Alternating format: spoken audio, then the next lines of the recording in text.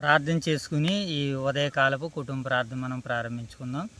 మరి దేవాతి దేవుడు గత కాలమంతా మనల్ని కాచి కాపాడి ఈ ఉదయకాల సమయంలో ఆయన సన్నిధి భాగ్యాన్ని, ఆయన సన్నిధి కాంతుల్ని దేవుడు మనకి ప్రకాశింపజేసిన విధానాన్ని బట్టి దేవదేవునికి కృతజ్ఞతలు తెలుపుకుంటూ మరి యొక్క సమయంలో ప్రార్థన చేసుకుని నేటి దినపు పరిచర్యను మనం ప్రారంభించుకుందాం.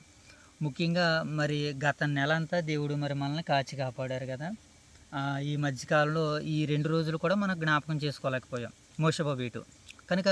మరి ఈ ఏప్రిల్ మాసం అంతట్లో, ఈ నెల అంతట్లో దేవుడు తన సహాయాన్ని, తన సన్నిధి సమృద్ధిని తన పిల్లలమైనటువంటి, తన బిడ్డలమైనటువంటి మనందరిపై మరి దేవత దేవుడు అనుగ్రహించేలాగా మనం కూడా జ్ఞాపకం చేసుకుందాం.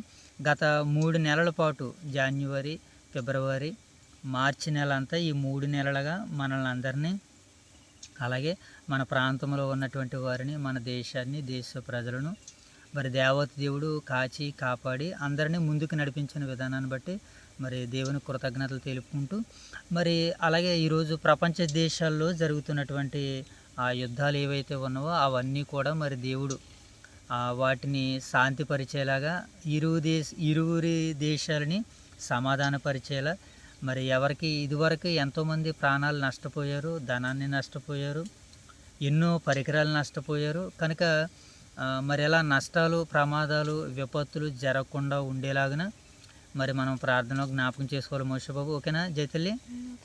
ఈ విషయాన్ని జ్ఞాపకం చేసుకుని అలాగే మరి మన భారతదేశం నుంచి ఇతర దేశాల్లో ఉపాధి నిమిత్తం చాలామంది మరి బిడ్డలు ఇతర దేశాల్లో ఉన్నారు. దేవుడు మరి వారందరికీ విడుదల కలిగించేలాగా, అలాగే దేశాల మధ్య సఖ్యత ఉండేలాగా దేవుడు మరి తన సహాయాన్ని ఇమ్మని వేడుకుందాం. మరి అందుకుగాను మరి యేసుక్రీస్తుల వారి యొక్క 2వ రాకడ కూడా సమీపంగా ఉన్నది కనుక రాజ్యం మీదకి రాజ్యము లేచును, అక్కడక్కడ కరువును, భూకంపములను కలుగునని మనకి దైవ గ్రంథం సెలవిస్తుంది. ఒక పక్షాన సువార్త లేఖనాలు, దైవ లేఖనాలు నెరవేరుతున్నాయి. అలాగే మరి చాలామంది అక్కడ ప్రాంతాల్లో ఉండిపోయారు కనుక ఎవరికి వారు మరి కుటుంబ సమేతంగా ఈ కడవరి కాలాల్లో, చివరి దినాల్లో మరి దేవుని సన్నిధిలో ఉండేలాగా మనం జ్ఞాపకం చేసుకుందాం. మరి నూతన మాసాన్ని ఇచ్చిన దేవదేవునికి కృతజ్ఞతలు తెలుపుకుంటూ అలాగే మరి ఈ గడిచిన దినాలన్నిటిలోనూ మరి మనం పరిచర్య చేస్తూ దేవునికి మహింపరుస్తున్న విధానాన్ని బట్టి మనకి ఏ అడ్డులు, ఆటంకాలు, ఇబ్బందులు, సమస్యలు కలగకుండా దేవుడు తన కృపా సహాయంతో మరి ముందుకు నడిపిస్తున్నటువంటి విధానాన్ని బట్టి అలాగే దేవదేవునికి కృతజ్ఞతలు తెలుపుకుంటూ అలాగే ఈ పరిచర్యను వీక్షిస్తూ మరి మనల్ని ప్రోత్సహిస్తున్నటువంటి బిడ్డలు ఉన్నారు. వారందరికి కూడా నిండు మనసుతో కృతజ్ఞతలు తెలుపుకుంటూ మరి ఈ పరిచర్యను దేవత దేవుడు ఎంత ఘనంగా జరిగిస్తారని ఎప్పుడు ఎన్నడూ కూడా ఆశించలేదు. కేవలం బైబిల్ పఠనంగా లేఖన భాగాలను చదువుకుని ప్రార్థన చేసుకుని దేవుని చిత్తంలో నడుస్తున్నామని చెప్పుకోవడానికి ఈ కార్యాన్ని ప్రారంభించడం దేవుడు సహాయాన్ని దయచేశాడు. అయితే మరి పరిచర్యను దేవుడు దీవించి దినదిన అభివృద్ధిని కలిగిస్తున్నటువంటి విధానాన్ని బట్టి మరొకసారి పరలోకమందున్న తండ్రికి యేసుక్రీస్తుల వారి ద్వారాగా మరి నిత్యము యుగముల పర్యాంతం వరకు దేవుని నామానికి మహిమ కలుగును గాక. ఆమేన్. రైట్, మంచిది నాయన. మరి యొక్క ఉదయకాల సమయంలో ఎపిసిలకు రాసినటువంటి పత్రిక 4వ అధ్యాయాన్ని మరి నేడు బైబిల్ పఠనంగా లేఖన భాగాలుగా చదువుకుంటూ నేటి పరిచర్యలో మనందరం ముందుకు వెళ్దాం. ప్రార్థన మన మధ్యలో ఉన్నటువంటి మోషబాబు ప్రార్థనతో నేటి కుటుంబ ప్రార్థన మనం ప్రారంభించుకుందాం. మోషబాబు ప్రార్థన. మహాగణుడు మహోదర మా ప్రియ పరలోక తండ్రి, ఘనమైన ఉన్నతమైన శ్రేష్టమైన అమరిగా వేలది వందన స్థుతులు స్వాగతం చేయించుకున్నదండి. ఈ పథకాల సమయంలో తండ్రి ఇటుగా తండ్రి ఏపీసీలో రాసిన పత్రిక తండ్రి 4వ అధ్యాయం చదువుతున్నగా మాకు సమృద్ధమైన తెలియని జ్ఞానాన్ని అనుగ్రహించండి తండ్రి. ఇదిగోండి తండ్రి ఈ ఉదయకాల సమయంలో తండ్రి ఇటుగా తండ్రి మా స్థానిక సంఘాన్ని జ్ఞాపకం చేసుకుంటున్నాం తండ్రి. ఓదూరు వయసులో ఉన్న స్థానిక సంఘాన్ని దీవించాలని కాచి కాపాడి వాటిలో ఉన్న బిడ్డను కూడా దీవించాలని కాచి కాపాడి తండ్రి. ఈ చిన్న ప్రాణాలు తప్పు పర్వశైనం అనేటువంటి ప్రార్థన వేసుకృష్ణను అడిగిన పప్పరం తండ్రి. ఇంతసేపు మనం కొన్నింటిని జ్ఞాపకం చేసుకున్నాం కదా, వాటిని కూడా ప్రార్థనలో జ్ఞాపకం చేసుకుంటూ ప్రభు నామాన్ని మహిమపరుచుకుందాం. ప్రార్థన జైతల్లి. ప్రార్థన పడుతున్న మేమకి వేరే వాన తెచ్చుకున్నాను తండ్రి. ఈ ఉదయకాల సమయంలో వేగురు అయితే నీ పాసన కొడుకు చేసి నీకు ఎంత ఉన్నా తండ్రి. ఈ ఉదయకాల సమయంలో పిసిలు రాసిన పత్రిక తండ్రి 4వ అధ్యాయం చదువుతున్నగా సౌండ్ తండ్రి కానీ ఇంత పెద్దపడవాగుతుంది మరొక రాసుకుని రాచేయండి తండ్రి. ఈ ఉదయకాల సమయంలో తండ్రి మీరు ప్రేమ ఇచ్చిన స్థానిక సంఘాన్ని నియమించండి తండ్రి. భూషణ బివాలని కుటుంబాన్ని కూడా ఆశ్రయించండి. రెండు సంఘం సేకరాన్ని కూడా దీవించండి తండ్రి. నూతనంగా తరస్వామి మీ సేవకులను దీవించండి తండ్రి. గడిచిన జనవరి మాసం ఫిబ్రవరి మాసం తండ్రి, మార్చి మాసం ఈ 3 నెలల్లో తండ్రి మీరు ఎంత కాచుకోవడానికి ఎంత ఉన్నా తండ్రి. వివిధ కాల సమయంలో తండ్రి మరి తండ్రి ఈ 4 నెలల తండ్రి 3 తారీఖులో తండ్రి గుడ్ ఫ్రైడే నిర్మించుండగా ప్రపంచం అంతటిలో తండ్రి ఈ రోజు తండ్రి ఘనంగా నిర్వహిస్తున్నాడు తండ్రి. ఆ రోజు అంతటిలో తండ్రి ఎవరికి అడ్డంకులు రాకుండా, ఏ సమస్యలు రాకుండా తండ్రి అందరూ సంతోషంగా మీ సన్నిధికి వెళితే మిమ్మల్ని ఆరాధించుకునే పరిణంగా మేము ఉండచేయండి తండ్రి. ఈ చిన్న ప్రాంతంతో పని పెట్టుకుంటే ప్రార్థన యేసుక్రీస్తునామములో అడుగుతున్న ప్రార్థన ఆమేన్. మహాగణుడు అయిన మా తండ్రి, మహోన్నతుడు అయిన మా దేవ, పరిశుద్ధుడు అయిన మా తండ్రి, మీ ప్రేమ కలిగిన నామానికి కృతజ్ఞతాస్తుతులు చెల్లించుకొనిచున్నాము తండ్రి. దేవా, గత కాలమంతా మీరు మమ్మల్ని కాచి కాపాడి ఈ ఉదయకాల సమయంలో మీ కుమారులు మా రక్షకుడైన యేసుక్రీస్తు ప్రభుల వారి నామంలో మీ సన్నిధిలో మీ సముఖములో పరిశుద్ధాత్మ ప్రేరణతో పరిశుద్ధాత్మ సహాయంతో తండ్రి ప్రార్థన ద్వారాగా మీతో మాట్లాడుకునే చక్కటి భాగ్యాన్ని అవకాశాన్ని అనుగ్రహించినందులకే నిండు మనసుతో కృతజ్ఞతాస్తుతులు చెల్లించుకొనిచున్నాము తండ్రి. అయ్యా దేవ యొక్క సమయంలో ప్రార్థించిన ఇరువురు బిడ్డల్ని దీవించండి, ఆశీర్వదించండి. మీ సన్నిధానంలో తండ్రి బిడ్డలు వేటి కొరకు ప్రార్థించాలో ప్రభు, ఎవరి కొరకు ప్రార్థించాలో, ఎలా ప్రార్థించాలో ప్రార్థన పట్ల మరింత ఆసక్తిని పట్టుదలను వారికి అనుగ్రహించేలాగా, వారికి చెప్పేలాగా మీ యొక్క శిక్షలోను బోధలను పెంచగలిగే భాగ్యాన్ని ఒక తండ్రిగా నాకు అనుగ్రహించమని వేడుకుంటూ ప్రార్థిస్తున్నాం తండ్రి. మీకు వందనాలు ప్రభు. అయ్యా తండ్రి, మరి యొక్క సమయంలో మా యొక్క స్థానిక సంఘాలను, సంఘ బిడ్డలను, విశ్వాసులను, పరిశుద్ధులను, పెద్దలను, పరిచారకులను, యవనస్తులను, వృద్ధులను, బాలురును తండ్రి, విధవరాండ్రును, దిక్కులేని వారిని, అనాథులను అందరినీ జ్ఞాపకం చేసుకుంటున్నాం ప్రభావ. మీకు వందనాలు తండ్రి. ప్రతి ఒక్కరిని దీవించి ఆశీర్వదించి కాచి కాపాడండి నాని. ఈ 2026 సంవత్సరము జాన్యువరి మాసము అంతా మీరు కాపాడారు. ఫిబ్రవరి మాసంలో మీ తోడును అనుగ్రహించారు. మార్చి నెలలో మీ సహాయాన్ని అనుగ్రహించు ప్రభావ. ఈ 3 నెలలు మీ రెక్కల కింద మమ్మల్ని కాచి కాపాడి మమ్మల్ని మీ సముఖంలో ముందుకు నడిపించినందులకే కృతజ్ఞతాస్తుతులు చెల్లించుకొనిచున్నాము తండ్రి. నాయన, ఈ 4వ నెలలో నేటికి 2 దినాలను అనుభవించి 3వ దినంలోనికి శ్రేష్ఠులుగాను సజీవులుగాను నడిపించినందులకే కృతజ్ఞతాస్తుతులు చెల్లించుకొనిచున్నాము తండ్రి. దేవా, మరి గత మాసాలలో నాయన ఏ విషయాల్లో అయితే మీకు దూరంగా వ్యతిరేకంగా ఉండి నాయన పాపంలో జీవించాము ప్రభావ, వాటిని అన్నిటినీ విసర్జించుకుని నూతనంగా మీలో నాయన అంటుకట్టుబడి జీవించేలాగా ఈ 4వ మాసంలో మీరు మాకు ద్వారాలు తెరవమని వేడుకుంటూ ప్రార్థిస్తున్నాం తండ్రి. మీకు వందనాలు ప్రభా.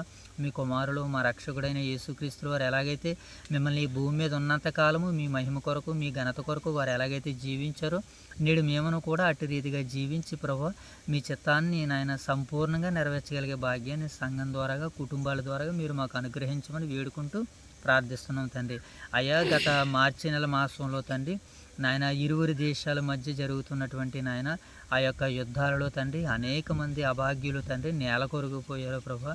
వారందరినీ తండ్రి మీ సన్నిధికి చేర్చుకున్నారని మేము విశ్వసిస్తున్నాం తండ్రి. మిమ్మల్ని నమ్మిన వారు ఉన్నారు, నమ్మని వారు ఉన్నారు ప్రభా. ప్రతి ఒక్కరూ మీ మహిమ కొరకు మీరు నిర్మించుకున్నారు ప్రభా. నాయన ఆ కాలంలో ఆయా అన్ని జాతుల వారిని కూడా మీరు ప్రేమించారు. వారిలో నుంచి నాయన మీరు సేవకులను పుట్టించుకున్నారు. వారిలో నుంచి నాయన మీరు రాజులను కనుగొన్నారు తండ్రి. వాళ్ళందరూ మీ చిత్తాన్ని నెరవేర్చారు ప్రభా. మరి ఈరోజు ప్రపంచాల మధ్య జరుగుతున్నటువంటి ఈ విధ్వంసంలో ఈ యుద్ధములో ఎంతమంది అయితే నాయన మరణించారో మరణించిన కుటుంబాలకి నాయన మీ సహాయాలు తెచ్చండి.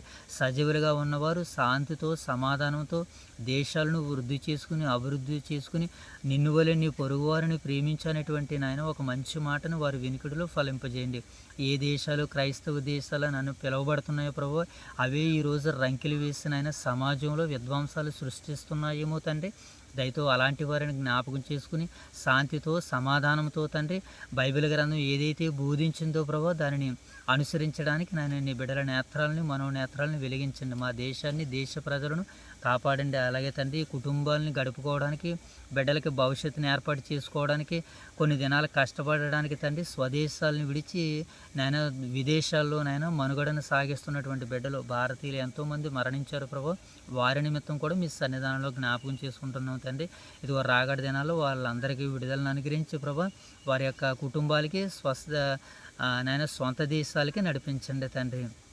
ప్రతి ఒక్కరు ప్రభు మీ చిత్తానికి అనుగుణుటకు నాయన దాని పట్ల నెరవేర్చుటకునుటకు మీ సహాయాలు మెండుగా అనుగ్రహించమని వేడుకుంటూ తండ్రి, ఇంకా నాయన ప్రార్థించవలసినటువంటి సంగతులు అనేకమై ఉన్నవి తండ్రి. మా దేశాన్ని, దేశ ప్రజలను నాయన, మా పరిపాలకులను, నాయకులను, అధికారులను అందరినీ కూడా జ్ఞాపకం చేసుకున్నాం ప్రభు. ప్రతి ఒక్కరు తండ్రి రక్షణ పొందుకుని ప్రభు సత్యమును గూర్చిన అనుభవ జ్ఞానం గలవారే ఉండాలని మీరు ఆశిస్తున్నారు కనుక మీ సేవకులు ఈరోజు సంఘాలు వాటిని నెరవేర్చే పనిలో ఉంటుండగా మీ సహాయ సహకారాలు సంఘానికి, సేవకులకి అనుగ్రహించమని వేడుకుంటున్నాం తండ్రి. ఈరోజు నేను క్రైస్తవుల పట్ల అనేక మంది విధ్వంసాలు సృష్టించే నాయకులు ఉన్నారు. వారి హృదయాలను తెరవండి. ఎంతోమంది నాయకులు క్రైస్తవులను హతసాక్షులుగా మారుస్తున్నారు. వారి హృదయాలను తెరవండి, వారి మనసులను తెరవండి. నీతి కొరకు, న్యాయం కొరకు నిలబడగలిగే భాగ్యాన్ని దయచేయమని వేడుకుంటున్నాము తండ్రి. అయ్యా ప్రభు, మరి యొక్క ఉదయకాల సమయంలో మేము ఇంకా జరిగించవలసిన పరిచర్యలు చాలా ఉన్నావు ప్రభు. వాటన్నిటిలో మీ సహాయాన్ని, సమృద్ధిని మాకు దయచేయండి తండ్రి. మరి ఈ రోజునైనా గుడ్ ఫ్రైడేగా ప్రపంచవ్యాప్తంగా ఈ దినాన్ని పర్వదినంగా, ఆదివార దినాన్ని నాయన ఆరాధన దినంగా, అందరికీ సంతోషకరమైనటువంటి దినాలుగా మా వారు భావించి ప్రభు మీలో భక్తిని కొనసాగిస్తున్నారు తండ్రి. వారి విశ్వాసాలను, వారి భక్తుల్ని నాయన వృద్ధిపరచండి, అభివృద్ధిపరచండి, ఆశీర్వదించండి. అలాగే తండ్రి, దైవ లేఖనాలు నాయన, పరిశుద్ధ లేఖనాలు మాకు ఏవైతే సెలవిస్తున్నావో వాటిని అనుసరించి ముందుకు నడుచుకోగలిగే భాగ్యాన్ని దయచండి. మీ కుమారులు తండ్రి ఇదిగో నాయన ఈరోజు నాయన ముల్లోకాల మహాయోధుడిగా, చక్రవర్తిగా, పరిపాలకుడిగా, రాజుగా ఆయన సింహాసనం మంది అధిష్ఠించిన ఆయన సంతోష ఆనందాలతో ఉన్నారు ప్రభు. ఈ లోకంలో మాకు అనుగ్రహింపబడినటువంటి పనులను మేము కూడా ముగించుకుని తండ్రి ఇదిగో నాయన మరణం అనేటువంటి నాయన వారి ద్వారా మీ దగ్గరికి రావాలని ఆశిస్తున్నారు కనుక ఈ మరణం వచ్చేంతలోపు తండ్రి మీ మనసుని పరిపూర్ణంగా, సంపూర్ణంగా మేము తెలుసుకుని తండ్రి ఇతరులుగా ప్రకటించగలిగే భాగ్యాన్ని దయచేయమని వేడుకుంటూ తండ్రి, ఈ దినమునకు కావలసిన నడిపింపును, ఆత్మశక్తిని అనుగ్రహించండి. ఈ దినమంతట్లో మిమ్మల్ని చూడగలిగే కన్నులు, మీకు లోబడగలిగే మంచి మనసును, మారు మనసును సంఘానికి, మాకును అందరికీ అనుగ్రహిస్తారని ఆశిస్తూ ఈ కొద్దిపాటి ప్రార్థన మనవులు మా ప్రభువును, మీ ప్రియకుమారుడు, మా రక్షకుడైన మా ప్రభు అయిన యేసుక్రీస్తు వారి నామంలో ఈ ప్రార్థన మీకు సమర్పిస్తున్నాము తండ్రి. ఆమేన్. రైట్, మంచిదినైనా అందరికీ వందనాలనైనా మరొకసారి రైట్, మంచిదినైనా మరి యొక్క సమయంలో మరి ఉదయకాల సమయంలో దేవతి దేవుడు మరి మనల్ని ప్రేమించి ఆయన సన్నిధి భాగ్యాన్ని, ఆయన సన్నిధి కాంతులను మనకు అనుగ్రహించినటువంటి విధానాన్ని బట్టి పరలోకమందున్న కన్న తండ్రికి మరొకసారి నిండు కృతజ్ఞతలు తెలియజేసుకొనుచు మరి యొక్క సమయంలో ఎపిసి పత్రిక 4వ అధ్యాయాన్ని మనం చదువుకున్నాం. గత కాలంలో 1వ అధ్యాయము, 2వ అధ్యాయము, 3వ అధ్యాయం ద్వారాగా దేవుడు తన సంకల్పం ఏ రీతిగా ఉన్నదో మరి పౌలు గారి ద్వారాగా మనం వినడం, నేర్చుకోవడం జరిగింది ఆయన. మరి ఇక ఈరోజు కూడా ఈ 4వ అధ్యాయంలో ఉన్నటువంటి మరికొన్ని భాగాలను మనం అందరం కూడా అర్థం చేసుకునేటువంటి ప్రయత్నాలు చేద్దాం. ఓకేనా మోష బాబు? ఇక ఈ 4వ అధ్యాయాన్ని మనం చూసినప్పుడు ఇక్కడ మనకి ఏం కనబడుతుందని అంటే పౌలు గారు మరి చాలా విషయాలను ఇక్కడ ప్రస్తావించారు. ఆ విషయాలు ఏమిటో ఒక్కొక్కటిగా మనం నేర్చుకుందాం. ముందుగా ఈ 4వ అధ్యాయ నేపథ్యాన్ని చూద్దాం. కాలు కిందకి పెట్టుకుని ఎదుర్కొండాలి నాయనను. ఈ 4వ అధ్యాయ నేపథ్యాన్ని ఏంటో మొదటగా మనం చూద్దాం. మొదటి 3 అధ్యాయాల్లో మనకి ఏం కనబడుతుందని అంటే దేవుని కృప, రక్షణ, విశ్వాసుల స్థితి గురించి చెప్పారు పౌలు గారు ఈ మొదటి 3 అధ్యాయాల్లో. ఇక ఈ 4వ అధ్యాయం నుంచి పౌలు గారు ఏం చెబుతున్నాడనంటే ప్రాక్టికల్ జీవితం ఎలా ఉండాలో బోధిస్తున్నటువంటి సందర్భాలు ఈ 4 అధ్యాయంలో కనబడతాయి అన్నమాట. మొదటి 3 అధ్యాయాలు ఏం కనబడ్డాయి? రక్షణ, ఏమండి, అలాగే దేవుని కృప, అలాగే విశ్వాసుల స్థితి మారాలని పౌలు గారు మొదటి 3 అధ్యాయాల్లో బోధించారు. ఇక ఈ 4వ అధ్యాయంలో ప్రాక్టికల్గా క్రైస్తవుని జీవితం ఏ రీతిగా ఉండాలో ఈ 4వ అధ్యాయంలో సెలవిస్తున్నారు. అలాగే ఈ మొదటి 3 అధ్యాయాలు ఏవైతే ఉన్నావో అవి సిద్ధాంతాన్ని మనకు తెలియజేస్తున్నాయి. సిద్ధాంతం అనగా దేవుని యొక్క సంకల్పము, అలాగే యేసుక్రీస్తుల వారి యొక్క త్యాగము, అలాగే పరిశుద్ధాత్మ దేవుని యొక్క నడిపింపు, కాపుదల, మనకి ఇవి సిద్ధాంతాలుగా మొదటి 3 అధ్యాయాలు సెలవిస్తున్నాయి. ఇక 4 నుంచి 6 అధ్యాయాలు మనకి ఏమి సెలవిస్తున్నాయి అంటే ఇదిగో విశ్వాసులు ఐక్యత కలిగి ఉండాలి, అలాగే ఆత్మీయ ఎదుగుదల అనగా పెరుగుదల వారిలో ఉండాలి, అలాగే క్రైస్తవ జీవితం అంతా కూడా దేవునికి మహిమకరంగా ఉండాలని ఈ 4వ అధ్యాయ నేపథ్యం మనకి సెలవిస్తుంది. ఇది 4వ అధ్యాయాన్ని కూర్చున్నటువంటి టూకీ భావన. అయితే ఇప్పుడు సారాంశంలోనికి వెళ్దాం. ఈ 4వ అధ్యాయంలో సుమారుగా మనకి ఎన్ని వచనాలు ఉన్నాయి? 32 వచనాలు ఉన్నాయి. ఈ 32 వచనాలని సుమారుగా మనం ఒక 4 భాగాలుగా మనం మాట్లాడుకుంటే, ఈ 4 భాగాల్లో మొదటి భాగము 1 నుంచి 6 వచనాలు. ఈ 4 భాగాల్లో మొదటి భాగము 1 నుంచి 6 వచనాల సారాంశాన్ని మనం చూసినప్పుడు ఇక్కడ మనకి ఏం కనపడుతుందంటే ఐక్యత మరియు పిలుపు. సంఘములో ఉన్నటువంటి వారందరూ కూడా ఐక్యత కలిగి ఉండాలని, అందుకొరకే దేవుడు వీళ్ళందరికీ పిలుపునిచ్చాడని పౌలు గారు ఈ మొదటి 6 వచనాల్లో ఆయన తెలియజేస్తున్నాడు. ఇక విశ్వాసులు ఎలా ఉండాలంటే, ఐక్యత కలిగినటువంటి వారు, పిలువబడినటువంటి వారు ఎలా ఉండాలని అంటే దీన మనస్సు కలిగి ఉండాలి, అలాగే సాత్వికం కలిగి ఉండాలి, ఓర్పు కలిగి ఉండాలి, ప్రేమతో ఒకరినొకరు సహించుకుంటూ ఆత్మ కలిగించు ఐక్యమును కాపాడుకొనుట యందు శ్రద్ధ కలిగి ఉండాలని ఈ మొదటి 6 వచనాల్లో పౌలు గారు ఇక్కడ మనకి సెలవిస్తున్నారు. ఓకేనా మోషే బాబు? కనుక ఇది మొదటి 6 వచనాల సారాంశం. ఇక రెండో భాగాన్ని మనం చూసినప్పుడు 7 నుంచి 16 వచనాలు. ఓకేనా మోషే బాబు? 7 నుంచి 16 వచనాలు మనం చూసినప్పుడు ఇక్కడ మనకి ఆధ్యాత్మిక వరాలు మరియు సంఘక్షేమాభివృద్ధి ఇక్కడ కనబడుతుంది. ఏం కనబడుతుంది ఆయన? రెండవదిగా ఆధ్యాత్మిక వరాలు, ఆత్మ సంబంధమైనటువంటి వరాలు మరియు సంఘక్షేమాభివృద్ధి కొరకు 7 నుంచి 16 వచనాలు మనకి సెలవిస్తున్నాయి. ఇక్కడ ఈ భాగాలను మరింతగా మనం అర్థం చేసుకోవడానికి ప్రయత్నించగలిగినట్లయితే, క్రీస్తు ప్రభు సంఘానికి, అలాగే అపోస్తులు, ప్రవక్తలు, సువార్థికులు, కాపరులు మరియు బోధకులు వరాలుగా వీళ్ళందరికీ దేవుడు కృపావరాలను ఇచ్చాడు. ఎవరెవరికి ఇచ్చాడు జైతల్లి కృపావరాలు? అపోస్తులకి, ప్రవక్తలకి, సువార్థికులకి, కాపరులకి, బోధకులకి దేవుడు ఏమి ఇచ్చాడంటే కృపావరాలు ఇచ్చాడు కదా. ఈ కృపావరాలు ఇవ్వడంలో పరిశుద్ధాత్మని యొక్క ఉద్దేశము, దేవుని యొక్క ఉద్దేశము, క్రీస్తు ప్రభుల వారి చిత్తము ఏమై ఉన్నదేనంటే సంఘాన్ని నిర్మించడం మరియు విశ్వాసులను పునరుద్ధరించడం. అంటే విశ్వాసులను పురుకొల్పడానికి, సంఘాన్ని నిర్మించడానికి, పరిశుద్ధులను దేవుళ్ళు నడిపించడానికి దేవుడు కృపావరాలను ఇచ్చాడని 7 నుంచి 16 వచనాల్లో పౌలు గారు సెలవిస్తున్నారు మనకి. ఓకేనా? ఇది రెండవ భాగం. ఇక మూడవ భాగాన్ని మనం చూసినప్పుడు 17 నుంచి ఇంకా చివరిగా 32 వచనాలు మనకి ఏమని సెలవిస్తున్నాయంటే నూతన స్వభావాన్ని గురించి మనకి సెలవిస్తున్నాయి. 4వ భాగం ఏంటి మోషే బాబు? నూతన స్వభావం గురించి మనకు తెలియజేస్తుంది.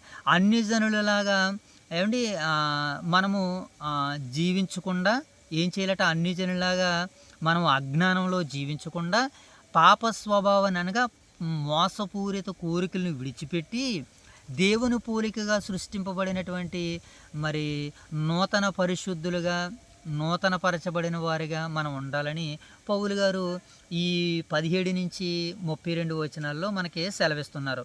అబద్ధాన్ని మాని సత్యం పలకాలని సెలవిస్తున్నారు. అబద్ధాన్ని మానేసి ఏం చేయాలి మోషే బాబు? సత్యాన్ని పలకాలి. కోపాన్ని మానుకుని ఏం చేయాలి? సహనం కలిగి ఉండాలి. ఇక ఏం చేయాలి? మనము దొంగతనం చేయకుండా కష్టపడి పని చేయడం నేర్చుకోవాలని ఈ 17 నుంచి 32 వచనాల్లో దేవుడు క్రీస్తులో మనల్ని క్షమించినట్లు మనం ఒకరినొకరు ఏం చేయాలని చెప్తున్నాడంటే పౌలు గారు క్షమించుకోండి అని ఈ 4వ అధ్యాయాన్ని ఆయన ముగిస్తున్నట్లుగా మనకు కనపడుతుంది. ఇక ఈ అధ్యాయం మనకి ఏమి నేర్పిస్తుంది? ఇప్పుడు దాకా సారాంశాన్ని చూసాం కదా, రెండవదిగా నేపథ్యాన్ని చూసాం కదా, సారాంశాన్ని చూసాం కదా. ఇక మూడవదిగా ఈ అధ్యాయం మనకి ఏం సెలవిస్తుందని మనం ఆలోచన చేసినప్పుడు మోషే బాబు, రక్షణ పొందిన తర్వాత జీవితం ఏం చేయాలంటే మారాలి. రక్షణ పొందిన తర్వాత ఏం చేయాలంటే మోషే బాబు? జీవితం మారాలి. సంఘములో ఐక్యత మరియు ప్రేమ ఉండాలి. పాత స్వభావాన్ని విడిస్తే క్రీస్తు స్వభావాన్ని మనం ధరిస్తాం. అనగా పాత స్వభావాన్ని విరచాలి, నూతన స్వభావాన్ని ధరించాలని ఈ అధ్యాయం మనకి సెలవిస్తుంది. ఇక ఈ అధ్యాయాల్లో ఉన్నటువంటి వచనాల వివరాల్లోనికి మనం ఇప్పుడు ఒక్కొక్కటిగా వెళ్దాం, లేఖనాలను చదువుకుంటాం. ఓకేనా? ఇది 4వ అధ్యాయాన్ని కూర్చున్నటువంటి టూకీ భావన. ఇప్పుడు మనము మొదటి వచనం నుంచి చదువుకుందాం. కాబట్టి మీరు సమాధానమును బంధము చేత ఆత్మ కలిగించు ఐక్యమును కాపాడుకొనుట యందు శ్రద్ధ కలిగిన వారే ప్రేమతో ఒకరినొకడు సహించుచు మీరు పిలువబడిన పిలుపుకు తగినట్లుగా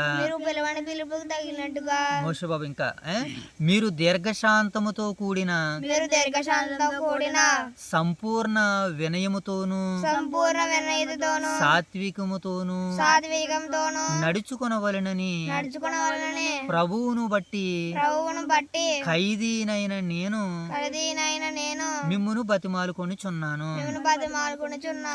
పౌలు గారు ఇక్కడ ఈ మొదటి 3 వచనాలు ఏం చెబుతున్నాడనంటే ఈ సంఘములో ఉన్నటువంటి వారిని అందరినీ బ్రతిమలాడుకుని బోధ చేస్తున్నాడు. చూసారా, అంటే పౌలు గారు బోధనా విధానం మనకి ఎలా కనబడుతుందంటే ఆయన గద్దించే సమయంలో గద్దిస్తున్నాడు, ఆయన హెచ్చరించే సమయంలో హెచ్చరిస్తున్నాడు, ఆయన ప్రేమించే సమయంలో ప్రేమిస్తున్నాడు. ఇప్పుడు ఒక దేవుని పనివారిగా దేవుని పిల్లలుగా మనము కూడా ఎలాగుండాలంటే పౌలు గారి యొక్క ఆయన ఎలాగైతే దేవునిలో విశ్వాసుల్ని ముందుకు నడిపించాడో మనము కూడా అట్టిది మాదిరిగా చేసుకుని మనం వాక్యాన్ని బోధించగలిగినట్లయితే అనేకులు క్రీస్తు వైపు నడవడానికి అవకాశం ఉంటుంది. ఓకేనా. ఇది మొదటిగా పౌలు గారు ఇలాంటి ఆలోచనలతో మరి సంఘాలను కట్టారు. ఆయన అన్ని పత్రికలు వ్రాయగలిగారంటే, అంతమందిని క్రీస్తులో నిలబెట్టగలిగారంటే, అనేకులు ఆయనకి జతపని వారిగా ఉన్నారు అని అంటే, అనేక మంది కుమారులు ఉన్నారు అని అంటే దానికి ఏంటి తెలుసా, పౌలు గారు దేవుడు ఎలాగైతే కోరుకున్నారో అలాగ ప్రవర్తించారు, అనేకులను ప్రభువులోనికి నడిపించారు. ఎవరో అపోస్తలుడైనటువంటి పౌలు గారు. ఇప్పుడు ఆయన మొదటి వచనంలో ఏమన్నాడు చూడండి, కాబట్టి మీరు సమాధానమును బంధము చేత ఆత్మ కలిగించు ఐక్యమును కాపాడుకున్నటి యందు శ్రద్ధ కలిగిన వారే ప్రేమతో ఒకరినొకడు ఏం చేసుకోవాలట, సహించుకోవాలి.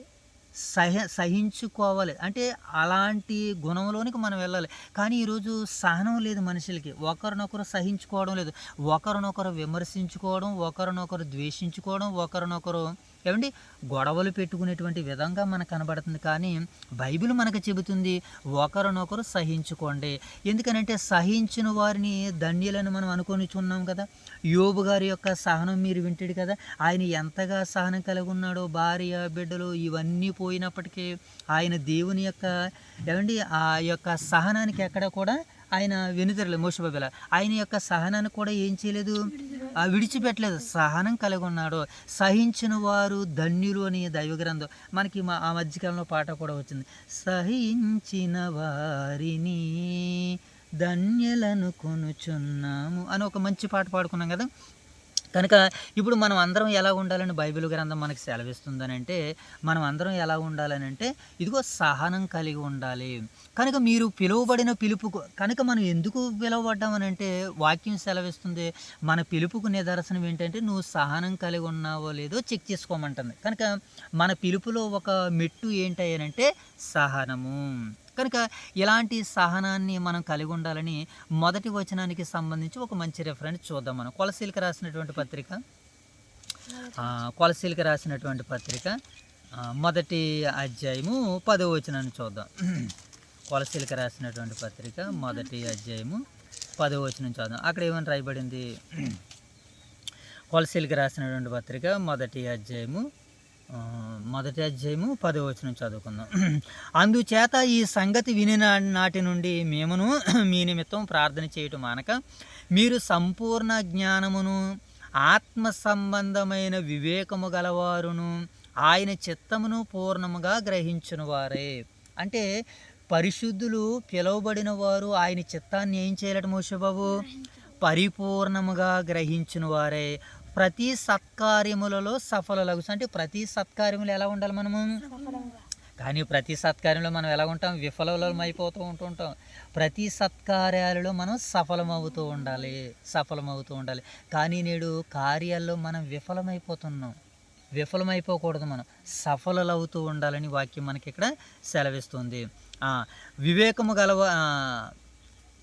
జ్ఞానము చేత ఆయన చిత్తానుసారముగా పూర్ణముగా గ్రహించిన వారు ప్రతి సత్కార్యములలో సఫలలగుచు దేవుని విషయమైన జ్ఞానమందు అభివృద్ధి పొందుచు అన్ని విషయములలో ప్రభువును సంతోషపెట్టినట్లు ఆయనకు తగినట్లుగా నడుచుకొనవలెననియు. ఎవరికి తగినట్లుగా, యేసుక్రీస్తుల వారికి, తండ్రినటువంటి దేవునికి, సంఘానికి తగినట్లుగా నడుచుకోవాలట మనం. అందుకే మనము పిలువబడ్డాం. కనుక మనం ఒకరినొకరు ఏం చేసుకోవాలని అంటే సహించుకోవాలని దైవ గ్రంథం మనకి ఇక్కడ సెలవిస్తుంది. సహించుకోవడం అని అంటే మనల్ని అవతల వారు హింసిస్తున్నా, హేళన చేస్తున్నా సహించుకోవాలి. కానీ ఈరోజు మనమే ఎదుటి వారిని గేలి చేస్తూ ఎదుటి వారిని మనమే ఇబ్బంది పెడుతూ ఉన్నట్టుగా ఉన్నాం మనం. కనుక అలా ఉండొద్దు అని దైవ గ్రంథము వాక్యము మనకి ఇక్కడ సెలవిస్తుంది. మరొక మాటను కూడా చూద్దాం. ఇదే తెస్సలోనికీయులకు రాసినటువంటి మొదటి తెస్సలోనికీయులకు రాసినటువంటి పత్రిక ఏమండి 2వ అధ్యాయము 14వ వచనం, 2వ అధ్యాయము 12వ వచనం చదువుదాం. ఒకసారి తెస్సలోనికీయులకు రాసినటువంటి 2వ పత్రిక 8వ అధ్యాయము 2వ అధ్యాయము మరొక మాటను మనం చదువుకుందాం.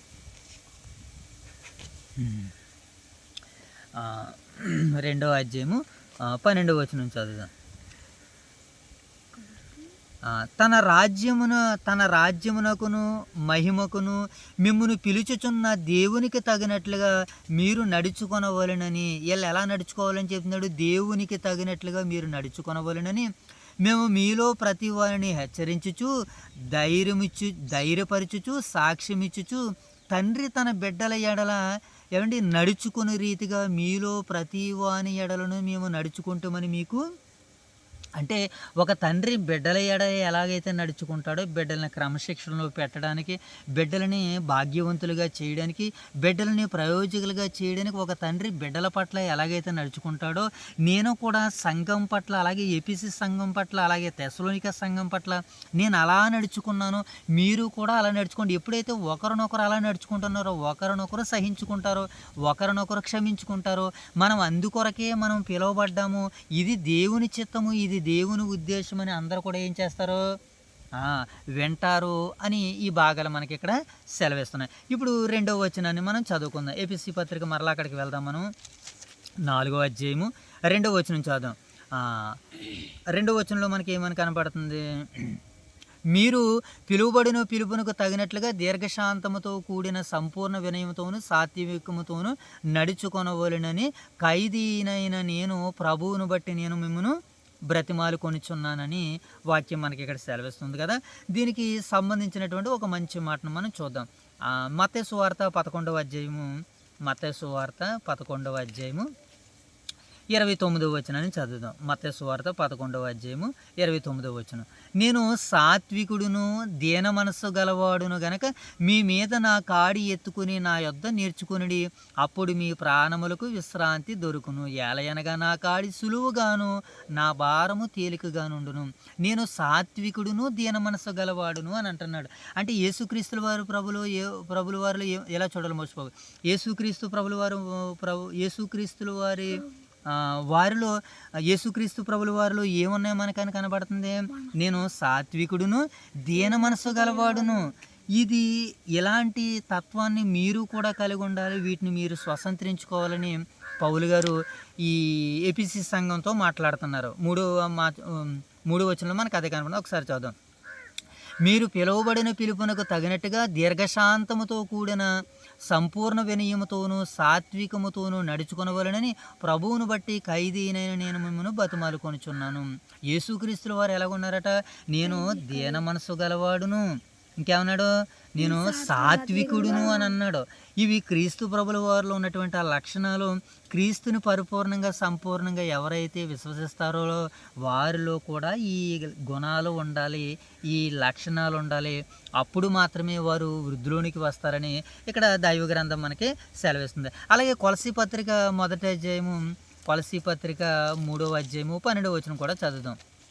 కొలసీ పత్రిక 3వ అధ్యాయము 12వ వచనం చదువు. ఈ మాట మంచి మాట చూడండి. కాగా దేవుని చేత ఏర్పరచబడిన వారు, ఇందాక దేవుని చేత పిలువబడిన వారు అని అన్నారు కదా, ఇక్కడ దేవుని చేత ఏర్పరచబడిన వారు. ఏమంటే పిలువబడిన వారు ఏం చేస్తారో తెలిసి ఏర్పరచబడతారు. దేనికి ఏర్పాటు చేస్తారో? ఇదిగో దైవ సేవకులు వచ్చేంత వరకు మీరు పాటలు పాడండి, దైవ సేవకులు వచ్చేంత వరకు మీరు పాటలు పాడండి, దైవ సేవకులు వచ్చేంత వరకు మీరు ప్రార్థన చేయండి, పరిచర్య చేయండి అని ఎవరిని చెప్తారు? పిలువబడినటువంటి వారి మీద ఏర్పరుస్తారు కొంతమందిని. వాళ్ళలోనే దేవుని పిల్లలు. ఇక్కడ మనకి ఈ భాగాలు కనబడుతున్నాయి చూడండి.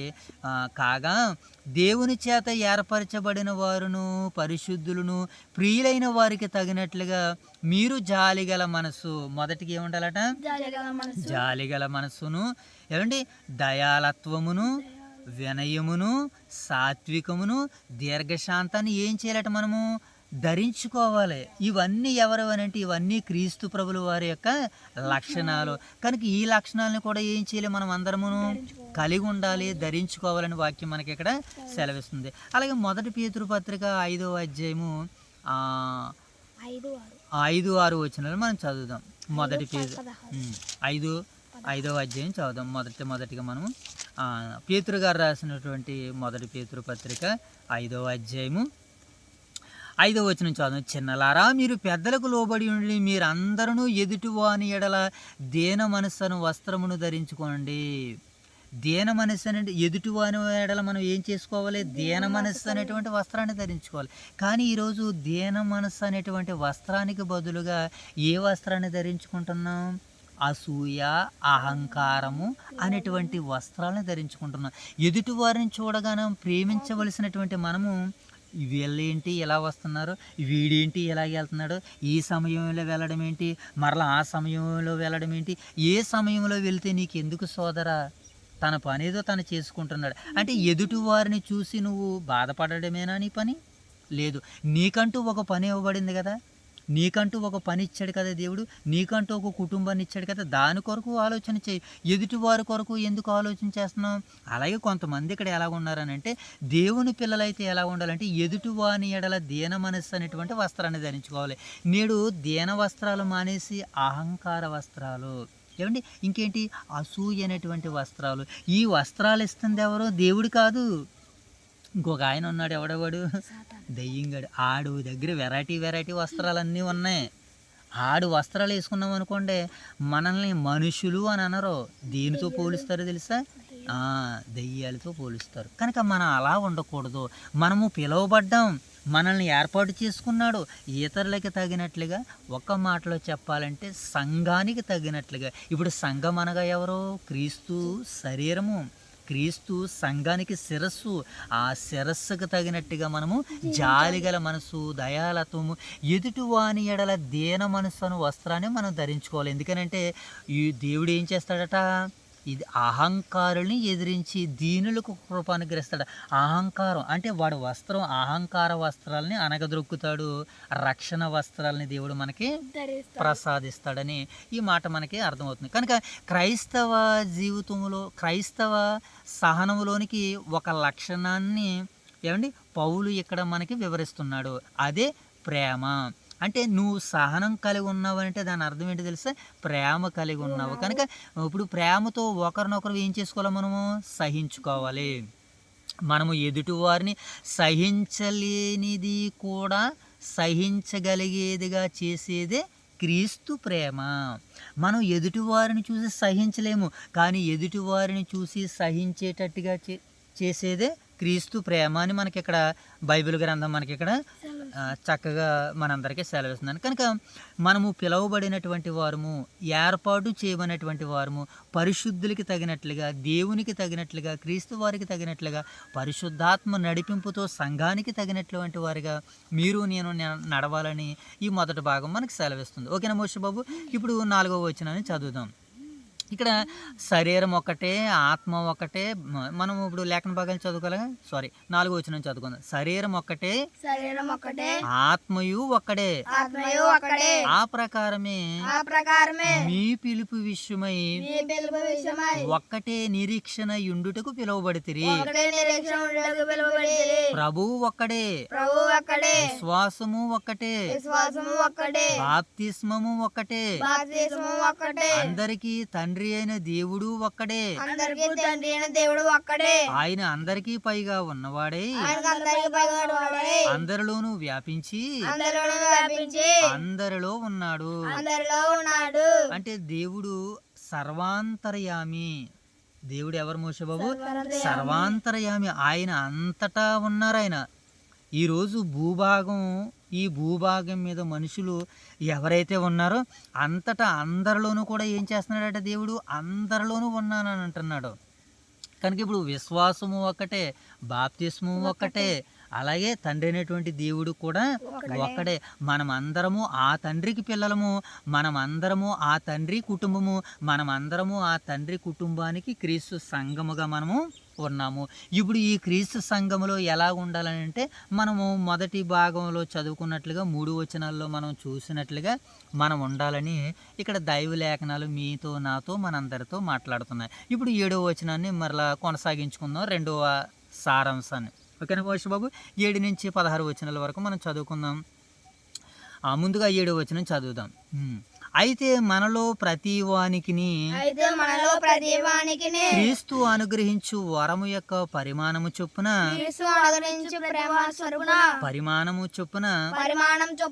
కృప ఇయ్యబడిను. అంటే మనలో ప్రతి ఒక్కరికి దేవుడు ఒక వరాన్ని ఇచ్చాడు. ఆ వరానికి ఏముందనంటే పరిమాణము. ఎంత పరిమాణం అని అంటే మన సామర్థ్యం ఎంతో. ఒకనికి 5ను, ఒకనికి 2ను, ఒకనికి 1 అంటే వాని విశ్వాస పరిమాణం చొప్పున ఇచ్చాడు. అంటే కొంతమందికి విశ్వాసం ఎక్కడ దాకా ఉంటుంది అంటే వారి కుటుంబం వరకు, సంఘం వరకు ఉంటుంది. మరి అంతకు మించి దాటెళ్ళదు. కొంతమంది విశ్వాసుల యొక్క విశ్వాసం ఎలా ఉంటుంది అని అంటే అనేక సంఘాలు, అనేక ప్రాంతాలు, అనేక వ్యక్తుల మీద వారికి విశ్వాసం ఉంటుంది. నా విశ్వాసము మన కుటుంబాన్ని, సంఘాన్ని దాటెళ్ళదు. కానీ మోషేబాబు ఇలాగా ఇతరుల యొక్క విశ్వాసము, ఇతరుల యొక్క విధానము మనకు ఎలా కనబడుతుంది అని అంటే చాలా గొప్పగా కనబడుతూ ఉంటుంటుంది. కేవలం నా విశ్వాసము నా కుటుంబాన్ని, సంఘాన్ని దాటెళ్ళదు. కానీ కొంతమంది విశ్వాసము యాజకుల సేవకుల విశ్వాసము ఈ రెండింటితో పాటు ఇతర సంఘాల మీద ఉంటుంది, ఇతర వ్యక్తుల మీద ఉంటుంది, అందరి మీద, దేశాల మీద, రాష్ట్రాల మీద, ఇతర సంఘాల మీద, ఇతర సేవకుల మీద, ఇతర సహవాసాల మీద, ఇతరుల ప్రేమ వలన విశ్వాసం పరిమాణం ఏర్పడింది కదా. అయితే ఇక్కడ మనలో ఎవరికైతే విశ్వాస పరిమాణానికి మేర ఉందో, కొలత ఉందో వారికి దేవుడు అనుగ్రహించాడు. దీని నుంచి ఇంకా పైకి వెళ్ళమన్నట్టుగా మనకు కనబడుతుంది. ఒక మాట మనం చూద్దాం. రోమపత్రిక 12వ అధ్యాయము 4 నుంచి మనం చదువుదాం కొన్ని మాటలని. అపోస్తులైనటువంటి పౌలు గారు రోమీలకు రాసినటువంటి పత్రిక 12వ అధ్యాయము 4 నుంచి మనం చదివితే కొన్ని భాగాలు మనందరికీ అర్థమవుతాయి. ఒక్క శరీరంలో మనకి అనేక అవయవములు ఉండినను ఈ అవయవములన్నిటికీ ఒకటే పని ఎలాగుండదో అనేకులమైనటువంటి మనము కూడా క్రీస్తులో ఒక్క అవయవముగా ఉండి ఒకరికొకరము ప్రత్యేక అవయవములై ఉన్నాము. మనకు అనుగ్రహింపబడిన కృప చొప్పున వేరు కృపావరములు గలవారమై ఉన్నాము. అంటే సంఘములో మనం అందరం ఇలా తీసాను. సంఘములో మనం అందరము వేరు కృపావరములు గలవారమై ఉన్నాము గనక ప్రవచన వరం అయితే విశ్వాస పరిమాణం చెప్పిన అంటే ప్రవచిస్తున్నారు కదా, ప్రవచించడం జరగబోయే విషయాలను చెబుతున్నారు కదా. అనగా యేసుక్రీస్తుల వారు నమ్మితే ఏం జరుగుతుందో, నమ్మకపోతే ఏం జరుగుతుందో అదే ప్రవచనం. దాన్ని ప్రవచించిన వారి గురించి ఇక్కడ అంటున్నాడు. గనుక ప్రవచన వరమైతే విశ్వాస పరిమాణం చొప్పున, మరలా ఇక్కడ చెప్తున్నాడు, దీనికి కొలత చెప్తున్నాడు. విశ్వాస పరిమాణము చొప్పున ఏం చేయబడ్డదట? విశ్వాస పరిమాణము చొప్పున ప్రవచింతుము. పరిచర్య అయితే పరిచర్యలోను, బోధించువాడైతే బోధించుట్లోను, హెచ్చరించువాడైతే హెచ్చరించుట్లోను పని కలిగి ఉండాలి అని. విశ్వాసానికి ఒక్కొక్క పరిమితి ఉంది కదా. ఒక్కొక్కరు పాట పాడగలరు, ఒకరు లేఖనాలు చదవగలరు, ఒక్కొక్కరు విడదీసి మాట్లాడగలరు, ఒక్కొక్కరు సంఘాన్ని నడిపించగలరు, ఒకరు సంఘంలో వాక్యాన్ని చక్కగా వినగలరు, ఒక్కొక్కరు సంఘంలో పరిచర్య గొప్పగా చేయగలరు, ఒక్కొక్కరు కానుకలను ధారాళంగా ఇవ్వగలరు, కొంతమంది కానుకలను విస్తారంగా సేవ కొరకు ఖర్చు చేయగలరు. కనుక ఇలాగ ఇన్ని రకాలుగా దేవుని మనసు ఉంది కదా. ఇది కూడా విశ్వాస పరిమాణం చొప్పున మనం ముందుకెళ్ళాలని పౌలు గారు ఇక్కడ ఈ భాగంలో మాట్లాడుతున్నాడు. రెండో భాగాన్ని కూడా మనం చూసినప్పుడు కొరింథీయులకు రాసినటువంటి మొదటి పత్రిక 12వ అధ్యాయము 4 నుంచి 12 వచనాల్లో కూడా మనకి ఈ భాగాలు కనబడతాయి. ఒకసారి కొరింథీయులకు రాసినటువంటి పత్రిక మొదటి పత్రికలోనే మనకి కొరింథీయులకు రాసినటువంటి మొదటి పత్రిక 12వ అధ్యాయము 4 నుంచి కొన్ని వచనాలని మనం చూద్దాం. 4 నుంచి కొన్ని వచనాలు మనం చూసినప్పుడు ఇక్కడ దేవుని చిత్తం ఏంటో మనకు అర్థమవుతుంది. దీన్ని అర్థం చేసుకొని పోయే ముందు ఒకసారి మనము ఇక్కడికే ఒకసారి మనం ఎపిసి పత్రిక దగ్గరికి వెళ్ళిపోదాం. నువ్వు అన్నట్టుగా ఎపిసి పత్రిక దగ్గరికి వెళ్ళిపోయి 2 లేఖనాలను మనం చదువుకుని ముందుకెళ్దాం. 7వ వచనం మనం చదువుకున్నాం కదా, ఇప్పుడు 8వ వచనం. అందుచేత ఆయన ఆరోహణమైనప్పుడు చెరను చెరగా పట్టుకుని పోయి మనుషులకు ఈవులను అనుగ్రహించినని చెప్పబడి ఉన్నది. ఆరోహణమాయనగా ఆయన భూమి యొక్క క్రింద భాగములకు దిగినని అర్థమిచ్చుచున్నది. దిగినవాడు తానే సమస్తమును నింపుచున్నట్లు సమస్తము నింపుచున్నట్లు ఆకాశ మండమూలములన్నిటికంటే మరీ పైకి ఆరోహణ వాడై ఉన్నాడు. మనమందరము విశ్వాస విషయములోను దేవుని కుమారుని గూర్చిన జ్ఞాన విషయములోను ఏకాత్మము పొంది సంపూర్ణ పురుషుల మగ వరకు అనగా క్రీస్తునకు కలిగిన సంపూర్ణతకు సమానమైన సంపూర్ణత గలవారు మగు వరకు ఆయన ఎలాగూ నియమించెను. అంటే దేవుని యొక్క చిత్తమంతా కూడా నెరవేరడానికి విశ్వాసుల్ని దేవుని కుమారుని జ్ఞాన విషయంలో మనం అందరం ఏకత్వం పొందాలి, మనం అందరం ఒక అండర్స్టాండింగ్కి రావాలని ఈ విషయాలన్నింటినీ పౌలు గారు తెలియజేసుకుంటూ వస్తూ ఇప్పుడు 13వ వచనంలో కొన్ని సందర్భాలను ఇక్కడ ప్రస్తావిస్తున్నారు. ఇప్పుడు ఆ సందర్భాలను మనం చదువుదాం. పరిశుద్ధులు సంపూర్ణులగునట్లు క్రీస్తు శరీరము క్షేమాభివృద్ధి పొందుటకును పరిచర్య ధర్మము జరుగుటకును ఆయన కొందరిని అపోస్తులుగాను కొందరిని ప్రవక్తలుగాను కొందరిని సువార్తికులుగాను కొందరిని కాపరులుగాను కొందరిని ఉపదేశకులుగాను నియమించెను. ఇక్కడ ఈ అధ్యాయానికి ఇదొక కీలక వచనంగా మనకు కనబడుతుంది. ఈ 13వ వచనం ఒక ఇంపార్టెంట్ కీ పాయింట్గా మనకి కనబడుతుంది. ఓకేనా, దీనిని మనం అర్థం చేసుకునేటువంటి ప్రయత్నం చేద్దాం. పరిశుద్ధులు సంపూర్ణులగునట్లును క్రీస్తు శరీరము క్షేమాభివృద్ధి చెందుటకును పరిచర్య ధర్మము జరుగుటకును ఆయన కొందరిని అపోస్తులుగాను, అంటే అపోస్తులు అనగా ఎవరు? పంపబడిన వారు, రాయబారులు, సమాచార దూతలు, వీళ్ళే అపోస్తులు. ఈ సమాచార దూతలు పంపబడిన వారు వీళ్ళు ఏం చేసేవారు? దేవుడు వారికి ఆజ్ఞాపించిన విషయాల్ని వారికి చెప్పేవారు. సమాచార దూతలు అనగా ఒక మాటలో చెప్పాలంటే సంఘ దూతలు. ఇప్పుడు ఎపిసిలో ఉన్నటువంటి సమాచారాన్ని తీసుకుని వెళ్ళి ఎవరికి అందించాలి? పిలిపిలకు అందించాలి. సమాచార దూతలు ఎక్కడికి వెళ్తున్నాయి? ఇప్పుడు పిలిపి సంఘానికి వెళ్తున్నాయి. పిలిపిలో ఉన్నటువంటి ఆ సంఘపు దూతలు మరలా ఇప్పుడు ఎక్కడికి వెళ్ళాలి? కొలసి సంఘానికి ప్రయాణం వెళ్ళాలి. అంటే కొలసి సంఘానికి ఇప్పుడు ఏం తీసుకుని వెళ్ళాలి? వీళ్ళ సమాచారాన్ని. వాళ్ళలే అపోస్తులు, సంఘదూతలు, రాయబారులు, సమాచార దూతలు, అపోస్తులు, పంపబడిన వారు అని మనకి సెలవిస్తుంది. ఇక రెండవదిగా అంటున్నాడు మోషే బాబు, రెండవ మాటను మనం చూద్దాం. కొందరిని ఆయన అపోస్తులుగాను కొందరిని ఏటట ప్రవక్తలుగాను.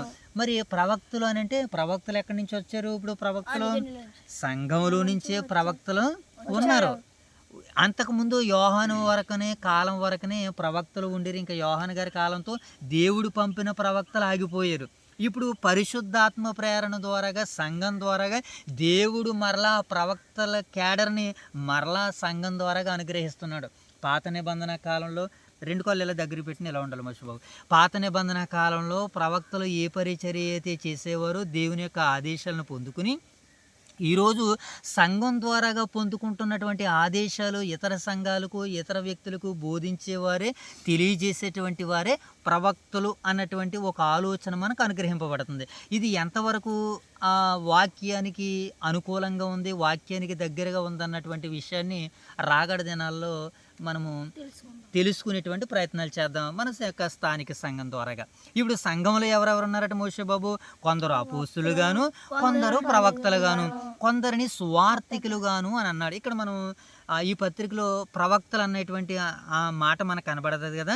ఇప్పుడు ఇదే అధ్యాయంలో ప్రవక్తల ప్రస్తావన మనకు కనబడుతుంది. ఇక్కడ ఈ భాగంలోనే ఈ ఎపిసి సంఘంలోనే వీళ్ళ ప్రస్తావన మనకి ప్రవక్తల ప్రస్తావన మనకి ప్రస్ఫుటంగా వ్రాయబడింది. ఒకసారి మనం ముందు భాగానికి వెళ్దాం.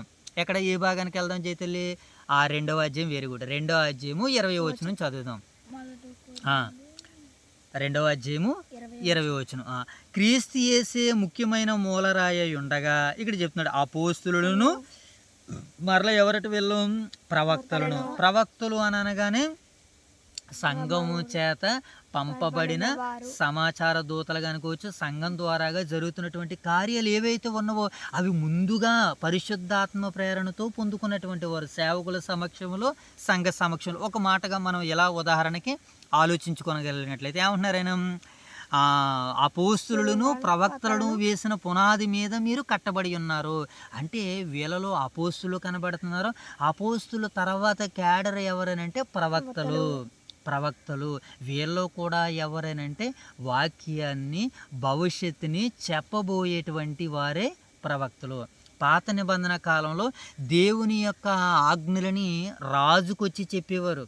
నాయనా రాజు, ఈ పని నువ్వు చేయొద్దని దేవుడు చెప్పాడు, ఇది ప్రజలకి కీడని చెప్పాడు. నాయన రాజు, ఈ పని నువ్వు చేయి, ఇది ప్రజలకు మేలని చెప్పాడని దేవుని ఆదేశాలను పొందుకునే ప్రవక్తలు రాజ్యంలో ఉన్నటువంటి రాజులకి, ఇతరులకి ఈ మాటల్ని, సమాచారాన్ని అందించేవారు. ఏలియా, నువ్వు చేస్తున్నది తప్పు, బయలు ప్రవక్తలను ఆరాధిస్తున్నటువంటిది తప్పు, నేను ఒక్కడనే ఉన్నాను, దేవుడు నన్ను పంపాడు, నేను సెలవిచ్చినట్లుగా, యెహోవా సెలవిచ్చినట్లుగా 3 సంవత్సరముల పాటు వర్షము కురవదు అని దేవుడు దేవుని పక్షాన ప్రవక్త గొంతెత్తి మాట్లాడాడు. ఒకసారి, నేనే దైవజనుడనైతే ఆకాశం నుండి అగ్ని దిగి వచ్చి నిన్ను నీ 50 మందిని దహించును కాక అన్నాడు. ఎవరైనా? ఏలియా గారే, క్షమించండి. ఇంకా ఇలా ఈ భాగాలకి మనం అర్థం చేసుకుంటూ వస్తే ఈ రీతిగా మనకే కనబడుతూ ఉంటుంటుంది, వాక్యం అర్థమవుతుంది. సరే, అంటే ప్రవక్తకు ఉన్నటువంటి ఆలోచనలు, ఉద్దేశాలు, వాళ్ళ ఫోర్స్, వారి పవర్ ఎంత గొప్పదో మనం చూస్తున్నాం. ఓకేనా? ఇక 3వ అధ్యాయం 5వ వచనం కూడా చదువుదాం. ఇదే భాగంలో 3వ అధ్యాయము 5వ వచనంలో, ఈ మర్మం ఇప్పుడు ఆత్మ మూలముగా దేవుని పరిశుద్ధులకును అపోస్తులకును ప్రవక్తలకును బయలుపరచబడి ఉన్నట్లుగా, వీళ్ళకి ఏటట అపోస్తులకి బయలుపరచబడ్డది, ప్రవక్తలకు కూడా బయలుపరచబడ్డది. ప్రవక్తలలో ఒక ప్రవక్త ఎవరనంటే పౌలు గారు కూడా ఒక ప్రవక్తే. ఎందుకంటే దేవదర్శనం వలన, క్రీస్తు దేవదర్శనం వలన ఆయన సువార్తను పొందుకున్నాడు. మనం 3వ అధ్యాయానికి అదే టైటిల్ పెట్టాం, పౌలు గారికి సువార్త వారికి ఎలాగ అనుగ్రహింపబడిందని. నిన్నటి కాల సమయానికి పాఠ్యాంశానికి సంబంధించినటువంటి లేఖన భాగం. ఓకేనా మోషే బాబు? అంటే ఇక్కడ మనకి ఎవరు కనపడుతున్నారు? ప్రవక్తలు మనకి అధ్యాయంలో కనపడుతున్నారు. ప్రవక్తలు అని అంటే దేవుని తరపున ప్రతినిధులు, దైవజనులు, సేవకులు, బోధకులులో ఒక క్యాడర్గా మనకి ఇది కనబడుతుంది. ఓకేనా? దీనిని బట్టి మనం అర్థం చేసుకున్నప్పుడు మనం ఇందాక అనుకున్నాం కదా, కొరింథీ పత్రిక 12వ అధ్యాయం 4 నుంచి 11 వచనాల్లో అక్కడ కూడా వీళ్ళ తాలూకా విధానాలు మనకు కనబడతాయి. 1 కొరింథీ పత్రిక 12వ అధ్యాయము ఇదే 4వ వచనం నుంచి మనం చదవగలిగినట్లయితే 12వ అధ్యాయము 4వ వచనం నుంచి చదువుతాం. కృపావరములు నానా విధములుగా ఉన్నవి కానీ ఆత్మ ఒక్కడే, మరియు పరిచర్యలు నానా విధములుగా ఉన్నవి కానీ ప్రభువు ఒక్కడే. ఇందాక ఆత్మ ఒక్కడే అనగా పరిశుద్ధాత్ములు ఒక్కరే, ప్రభువు ఒక్కడే అనగా యేసుక్రీస్తుల వారు ఒక్కరే. ఇక్కడ ఈ భాగానికి మనకు సంబంధించి తండ్రి అయిన దేవుడు కూడా ఒక్కడే. తండ్రి ఒక్కరే, కుమారులు ఒక్కరే, పరిశుద్ధాత్మ కూడా ఒక్కరే అని ఈ విషయాలు మనకి ప్రస్ఫుటంగా సెలవిస్తున్నాయి. ఇప్పుడు ఇక్కడ అంటున్నాడు, ఆయన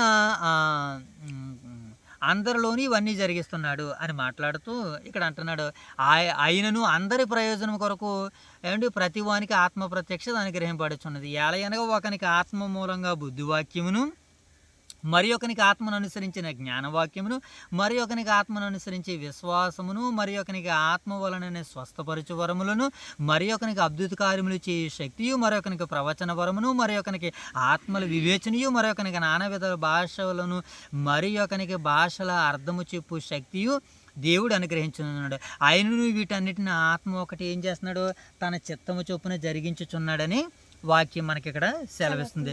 కనుక దేవుడు చెబుతున్నాడు, అపోస్తులు, ప్రవక్తలు వీళ్ళందరూ కూడా ఉన్నారు, ప్రవక్తలు కూడా ఉన్నారు అని అంటే సంఘములో ప్రవక్తలు కూడా ఉన్నారని రోమపత్రికలో పౌలు గారి జత పని వారు కూడా ప్రవక్తలుగా మారారు, బోధకులుగా మారారు, పరిచారకులుగా మారారు, విశ్వాసులుగా మారారు. అన్ని రకాలుగా మారి దేవునిని మహిమపరిచినట్లుగా మనకు కనబడుతుంది. ఇప్పుడు 14వ వచనాన్ని కూడా మనం చదువుదాం. అందువలన మనమిక మీదట పసిపిల్లలమై ఉండి మనుషుల మాయోపాయముల చేత వంచనతోను తప్పు మార్గమునకు లాగు కుయుక్తితోను గాలికి కొట్టుకొని పోవునట్లు కల్పింపబడిన ప్రతి ఉపదేశమునకు ఇటు అటు కొట్టుకొని పోవచ్చు, అలల చేత ఎగరగొట్టబడిన వారమైనట్లుండగా ప్రేమ కలిగి సత్యము చెప్పుచు క్రీస్తు వలె ఉండుటకు మనం అన్ని విషయములోనూ ఎదుగుదము. కనుక ఇప్పటి వరకు నేర్చుకున్నటువంటి విషయాలను బట్టి మనము పసిపిల్లలమై ఉండి మనుషులు మాయోపాయముల చేతను తప్పు మార్గములలాగు కుయుక్తులతోనూ తప్పుగా నడుచు వారితోనూ మనం ఉండకుండా ఏం చేయాలంటే కల్పింపబడిన ప్రతి ఉపదేశమునకును అటు ఇటు కొట్టుకొని పోకుండా ఎగరగొట్ల వారై ఉండక మనం ఏం చేయాలంటే ప్రతి మాటని మనం అవగాహన చేసుకోవాలి, అర్థం చేసుకోవాలి. ఈ మాట ఎందుకొరకు అంటున్నారు, ఈ మాట ఎందుకొరకు రాయబడింది, ఇది చెబుతున్నటువంటిది ఎవరు చెబుతున్నారు, ఎందుకు చెబుతున్నారు అనేటువంటి వివేచన మనకు రావాలంటే మనం అపోస్తులుగా ఉండాలి, ప్రవక్తలుగా ఉండాలి, బోధకులుగా ఉండాలి, స్వార్థకులుగా ఉండాలి, కాపరులుగా ఉంటేనే ఇవి అన్ని విషయాలు మనకి ఏమవుతాయి, బోధపడతాయి, మనకి అర్థమవుతాయి. ఇప్పుడు ఈ వచనానికి సంబంధించినటువంటి కొన్ని మాటలు మనం చదువుదాం ఈ సందర్భంలో. ఏమా ఇక్కడ మనం 12వ వచనానికి సంబంధించి ఒక మాటను మనం చూడలేకపోయాం. ఒకసారి రోమపత్రిక 14వ అధ్యాయము 19వ వచనం చూద్దాం. ఒకసారి రోమపత్రిక 14వ వచనానికి సంబంధించినటువంటి ఒక మాటను మనం చూద్దాం. రోమపత్రిక 14వ అధ్యాయము 19వ వచనాన్ని మనం చదువుదాం. కాబట్టి సమాధానమును పరస్పర క్షేమాభివృద్ధిని కలుగజేయ వాటిని ఆసక్తితో అనుసరింతుము. ఏం చేయాలి, ఎలా ఉండాలట మోషే బొమ్మను? కాబట్టి సమాధానమును పరస్పర క్షేమాభివృద్ధిని కలగజేయ వాటిని ఆసక్తితో అనుసరింతుము. ఇది 12వ వచనానికి సంబంధించినటువంటి మాట. మరొక మాట మొదటి దశలోనికలకి రాసినటువంటి పత్రిక 5వ అధ్యాయము 8వ వచనం 11వ వచనంలో కూడా దానికి సంబంధించినటువంటి మంచి మాట ఉంటుంది మనకి. ఆ మాటను కూడా చూద్దాం. 5వ అధ్యాయము 11వ వచనం మొదటి దశలోనికలకి రాసినటువంటి పత్రిక. ఎందుకనంటే ఈ మాట మనం చూస్తున్నాం, మనం అందరము విశ్వాస విషయంలోను దేవుని కుమారుని గురించినటువంటి జ్ఞాన విషయంలోను ఏకత్వం పొందాలి. ఏకత్వం పొందాలంటే ఒకరినొకరు ఏం చేసుకోవాలి, సమాధాన పడాలని వీరుగుడు మంచిగా మనకి ఇక్కడ సెలవిస్తుంది. మొదటి దశలోనికలకి రాసినటువంటి పత్రిక 5వ అధ్యాయం 11వ వచనం చదువుదాం. కాబట్టి మీరిప్పుడు చేయుచున్నట్టుగానే ఒకరికొకడు ఆదరించుకుని ఒకరికొకడు ఏం చేయాలట, క్షేమాభివృద్ధి కలగజేసుకోవాలి. ఒకరికొకరు ఏం చేసుకోవాలి, అభివృద్ధి కలగజేసుకోవాలి. క్రీస్తులో ఇవన్నీ దేవుడు మనకు అనుగ్రహించినటువంటి కృపావరాలు. వీటిని మనము పాతి పెట్టుకోకూడదు, వీటిని మనం గొయ్యి తీసి గోతులో పెట్టకూడదు. వాటిని వృద్ధిలోనికి అభివృద్ధిలోనికి తీసుకుని రావాలని వాక్యం మనకి సెలవిస్తుంది. ఇప్పుడు మనం 14వ వచనానికి సంబంధించి కొన్ని మాటలు మనం చూద్దాం. అందువలన మనం మనుషులు కల్పించినటువంటి ప్రతి ఉపదేశానికి అటు ఇటు కొట్టుకొని పోకుండా అలలమైనటువంటి వారు ఉండక ఆ ఉపదేశము దేవునికి ఎంతవరకు మరి ప్రయోజనకరంగా సంఘానికి ఆశీర్వాదకరంగా ఉంటుందో కొన్ని ఉపదేశాలను మనం ఆలోచించాలి. ఈరోజు మనకి వినబడుతున్న, మనం వింటున్న, నేర్చుకుంటున్నటువంటి సువార్త ఏమండి, అది సత్యమా అసత్యమా, అది సర్వసత్యంలోనికి మనల్ని తీసుకుని వెళ్తాదా వెళ్ళదనేటువంటి ఉపదేశం పట్ల ఒక ఆలోచన కలిగి ఉండాలంటే మనము నేర్చుకోవాల్సినటువంటి విషయాలు ఇక్కడ మనకు కనబడుతున్నాయి. ఒకసారి రోమపత్రిక 16వ అధ్యాయానికి వెళ్దాం. రోమపత్రిక 16వ అధ్యాయము 8వ వచనం, 16వ అధ్యాయము 17వ వచనం చదువుదాం. పౌలు గారు రోమీయులకు రాసినటువంటి పత్రిక 16వ అధ్యాయము 17వ వచనం చదువుదాం. సహోదరులారా, మీరు నేర్చుకొనిన బోధకు వ్యతిరేకముగా భేదములను ఆటంకములు కలగజేయవారిని కనిపెట్టి ఉండుడి. ఏమండి, తప్పుడు బోధకులు, మోషేబాబు అబద్ధ బోధకులు ఎలా ఉంటారట, ఎలా ఉండాలి, రెండు చేతులు ఎదరకెట్టుకుని. తప్పుడు బోధకులు, అబద్ధ బోధకులు ఎలా ఉంటారట, వాళ్ళు ఎలా ఉంటారని అంటే ఇక్కడ పౌలు గారు కొంత ఇంటిమెంట్ ఇస్తున్నాడు అనమాట. వారు ఆటంకాలు కలగజేస్తారు. ఇంకేం కలగజేస్తారు, భేదములు కలగజేస్తారు. ఎవరైతే భేదాలు ఆటంకాలు కలగజేస్తున్నారో వాళ్ళు తప్పుడు వ్యక్తులను మనం ఆలోచన చేసుకోవాలి. పౌలు గారు అదే హెచ్చరికను చేస్తున్నారు రోమా సంఘానికి. సహోదరులారా, మీరు నేర్చుకున్న బోధకు వ్యతిరేకముగా భేదములను ఆటంకములను కలుగజేయ వారిని కనిపెట్టి ఉండుడని మిమ్మును బతిమాలుకొనుచున్నాను. వారిలో నుంచి ఏం చేయాలట, తొలగిపోవాలి, వారిలో అసలే ఉండొద్దు అని పౌలు గారు కథా కండిషన్గా చెప్తున్నారు. ఎందుకనంటే వీళ్ళు ఎలాంటి వారట, వీళ్ళు ఎలాగ మన దగ్గరకు వస్తారని చెప్తున్నాడు. మనం ఇందాక చదువుకున్నాం కదా, 4వ అధ్యాయము 14 వచనంలో అందువలన మనం ఇక మీదట పసిపిల్లలమై ఉంటే ఏం చేస్తారు? పసిపిల్లల దగ్గర మోసాలు చేస్తారు, చేయరా? పసిపిల్లల మెల్లో ఉన్న చెవిలో ఉన్నటువంటి బంగారాన్నంతటిని దోచుకునేటువంటి దొంగలు ఉన్నారు. పసిపిల్లల్ని ఏం చేస్తారు? మోసం చేస్తారు. వాక్యంలో మనం చిన్న బిడ్డలుగా ఉన్నాం అనుకోండి, మనల్ని అవతల వారు వచ్చి ఎలాగైనా మోసం చేస్తారు. కనుక అవతల వాడు మనల్ని మోసం చేస్తున్నాడో, మనల్ని దేవునిలో మహిమపరుస్తున్నాడో మనకి తెలియాలంటే వాక్యం పట్ల కొద్దో గొప్ప అవగాహన కలిగి ఉండేటువంటి వారిగా ఉండాలి. కొద్దో గొప్ప కాదు, పూర్తిగా వాక్యాన్ని మనం గ్రహించేవారిగా ఉండాలి. అలాంటి సంఘాలు నేడు కదువుగా అరుదుగా కనబడుతున్నాయి. మనము ఆ సంఘాలన్నిటినీ సత్య సంబంధమైనటువంటి సర్వసత్య సంఘాలుగా తీర్చిదిద్దాలి. అందుకని దేవుడు మరి మనల్ని ఈ రీతిగా ముందుకు నడిపిస్తున్నారని నేను ప్రగాఢంగా విశ్వసిస్తూ నమ్ముతున్నాను. అలాగే కొలసీలకు రాసినటువంటి పత్రిక 2వ అధ్యాయము 8వ వచనంలో కూడా పౌలు గారు ఏమని మాట్లాడుతున్నారో మనం చూద్దాం ఈ సందర్భాన్ని బట్టి. కొలసీ పత్రిక 2వ అధ్యాయము 8వ వచనం. కొలసీ పత్రిక 2వ అధ్యాయము 18. 2:8 వెరీ గుడ్. 2వ అధ్యాయము 8వ వచనం చదుదాం. ఆయనను అనుసరింపక మనుష్యుల పారంపర్యాచారమును అనగా ఈ లోక సంబంధమైన మూలపాఠములను అనుసరించి ఏటట మోషబాబు? ఈ లోక సంబంధమైన మూలపాఠములను అనుసరించి మోసకరమైన నిరర్ధక తత్వజ్ఞానము చేత మిమ్మును చెరపెట్టుకుని, అంటే తత్వజ్ఞానము చేత మిమ్మును చెరపెట్టుకుని అంటే ఒకప్పుడు యాజక సమూహంగా ఉండేటువంటి వారు ఈ మధ్యకాలంలో కొంతమంది నిరర్ధక తత్వజ్ఞానము చేత కొంతమందిని చెరపెట్టుకుని పోయారు. అలాగే ఈరోజు మన దైవ సేవకులకి కూడా ఎన్నో నిరర్ధక తత్వజ్ఞానవంతులు ఎదురవ్వారు. వారిని లేఖనాలతో ఎదుర్కొంటున్నారు. ఏంటి మీ బోధ? బైబిల్ బోధ ఏంటి? మీ బోధ ఏంటి? బైబిల్ బోధ ఏంటి? నిరర్ధక తత్వజ్ఞానము చేత మిమ్మును చెరపెట్టుకుని పోవువాడు ఎవడైనా ఉండునేమని జాగ్రత్తగా ఉండండి. మనం ఆల్రెడీ మాట్లాడాం. వేషం వేసుకున్న సేవకులు ఎవరో, వాస్తవ సేవకులు ఎవరో, నిజమైన మెట్లేవి, నకిలీ మెట్లేవి. మనం కొన్ని పాఠాలు మనం నేర్చుకున్నాం దేవుని యొక్క సన్నిధిలో. కనుక ఇక్కడ కూడా మనం ఏం చేయాలట? అక్కడ ఏమని చెప్పాడు రోమాపత్రికలో? ఆ భేదములను ఆటంకములు కలగజేయి వారిని కనిపెట్టుకుని మిమ్మల్ని బతిమాలు కొనుచున్నాను, వారిలో నుంచి తొలగిపోండి అన్నాడు. ఇక్కడ నిరర్ధకమైన తత్వజ్ఞానం చేత మిమ్మల్ని చెరపెట్టుకుని పోవాడు ఎవడైనా ఉండినేమని జాగ్రత్త పడమంటున్నాడు. ఎన్ని జాగ్రత్తలు చెప్తున్నాడు చూసారా పౌలు గారు? కనుక ఇప్పుడు మనం ప్రతి ఉపదేశానికి ఏం చేయకూడదు మోషే బాబు? అటు ఇటు కొట్టుకుని పోరుగా ఉండకూడదు.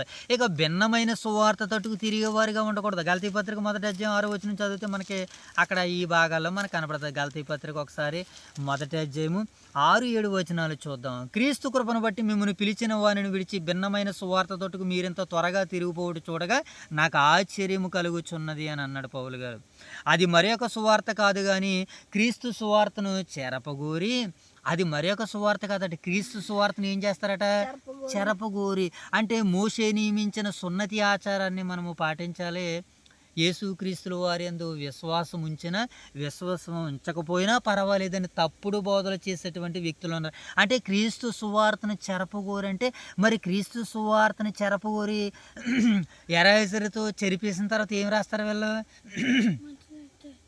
క్రీస్తు సువార్త కాదు, భిన్నమైన సువార్త చేసి ప్రజలను అయోమయ స్థితిలో పెట్టి నిత్య నరకానికి, నిత్యాగ్ని దండానికి తీసుకుని వెళ్ళిపోయే ప్రబుద్ధులు సంస్థలు సిద్ధంగా ఉన్నాయి. కనుక వారిలో మీరు జాగ్రత్తగా ఉండండి అని పౌలు గారు ఇక్కడ వాళ్ళకి తెలియజేస్తున్నారు. అది మరి ఒక సువార్త కాదు కానీ క్రీస్తు సువార్తను చెరపగోరి మిమ్మల్ని కలవరపరచువారు ఉన్నారు. మిమ్మల్ని కలవరపరచువారు ఎలాగరే? మిమ్మల్ని కలవరపరచువారు ఉన్నారు. కనుక మీరు ఎలా ఉండాలి? జాగ్రత్తగా ఉండండి. ఏ ఉపదేశానికి పడితే ఆ ఉపదేశానికి మీరు వెళ్ళిపోకుండా అని పౌలు గారు మాట్లాడుతున్నారు. కనుక మన అందరం ఎలా ఉండాలి మోషే బాబు? ఏది ఉపదేశము సరైనదో, నాణ్యమైనదో, ఏ బోధ మనకి సత్యానికి నడిపిస్తుందో ఆ సత్యంలోనికి మనం వెళ్ళేవారిగా ఉండాలని వాక్యం మనకి ఇక్కడ సెలవిస్తుంది. ఇప్పుడు 16వ వచనం చదువుదాం. ఏమండి 16వ వచనం చదువుదాం. మనం ఏం చేయాలంటే ప్రేమ కలిగి సత్యం చెబుతూ క్రీస్తు వలె ఉండటకు మనం అన్ని విషయాల్లోనూ ఎదగాలి. బోధ విషయంలో ఎదగాలి, ప్రార్థన విషయంలో ఎదగాలి, బైబిల్ని చదివే విషయంలో ఎదగాలి, అన్ని విషయాల్లోనూ మనం ఎదగాలి. క్రీస్తు వలె ఉండుటకు మనము అన్ని విషయంలో ఎదగాలి. ఇప్పుడు 16వ వచనం చదువు లేఖన భాగాల. ఆయన శిరస్సై ఉన్నాడు. అంతేనా? ఆయన శిరస్సై ఉన్నాడు. ఆయన నుండి సర్వ శరీరము చక్కగా అమర్చబడి తనలోనున్న ప్రతి అవయవము తన తన పరిమాణమును చొప్పున పని చేయుచుండగా ప్రతి కీలు వలన కలిగిన బలము చేత అతకబడి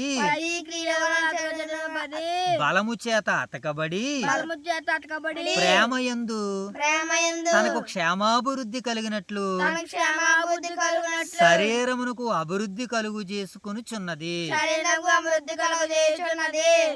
17వ వచనం కూడా మనం చదువుకుందాం.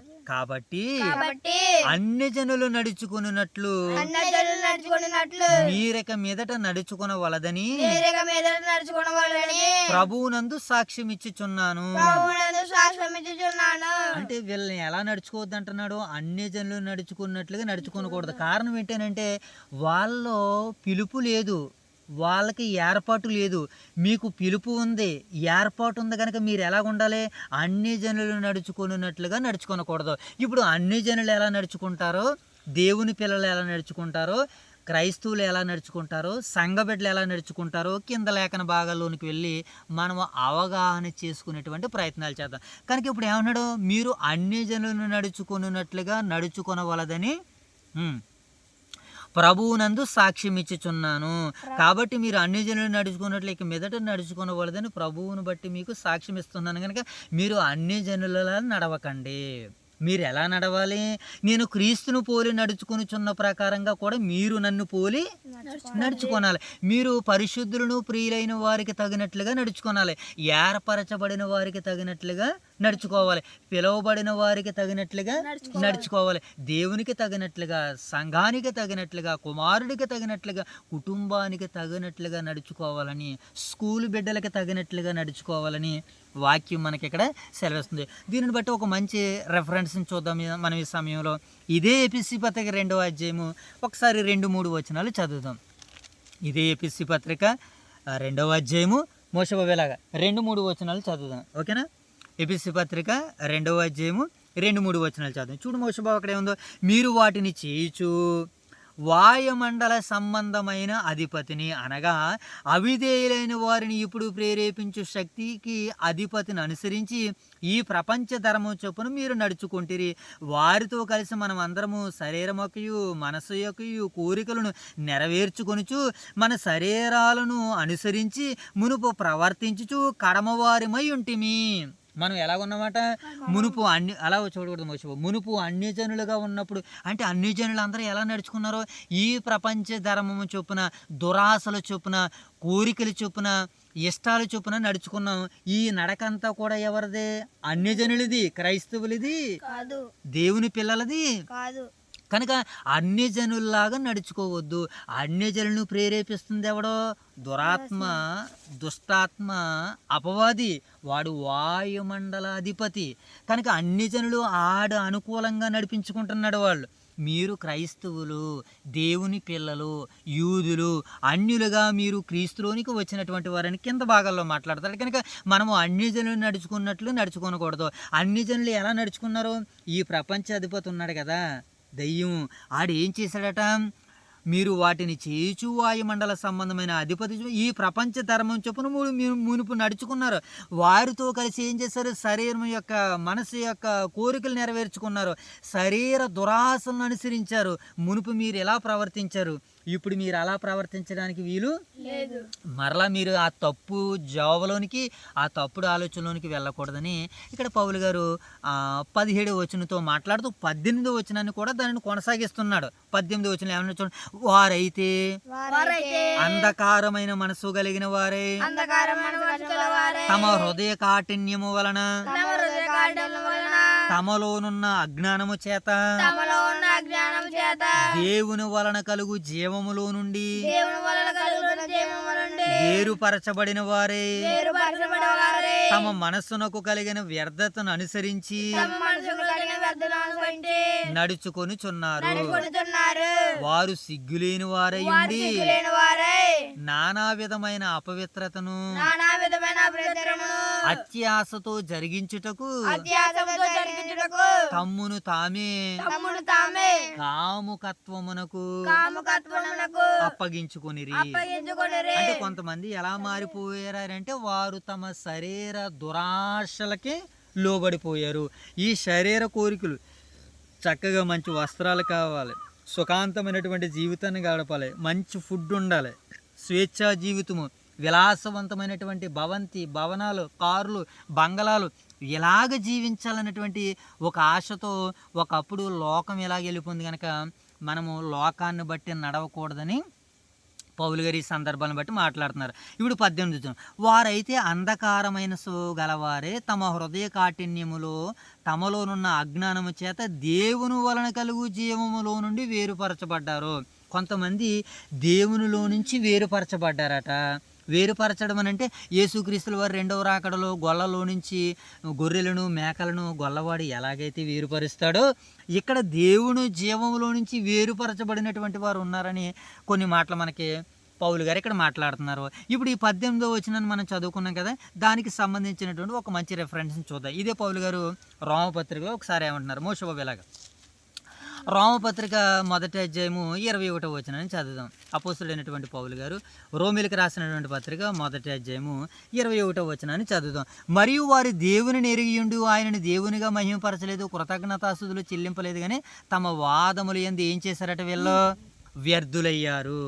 వాదము చేత ఏమయ్యారంటే మోషేబాబు వ్యర్థులయ్యారు. తమ మనసునకు కలిగిన వ్యర్థతను అనుసరించి నడుచుకొనిచున్నారు. వ్యర్థులయ్యారు. దేవుడు మహిమా స్వరూపి అని తెలుసుకుని ఆయనని దేవునిగా మహిమపరచలేటార. తమ వాదముల యందు వ్యర్థులైపోయారు.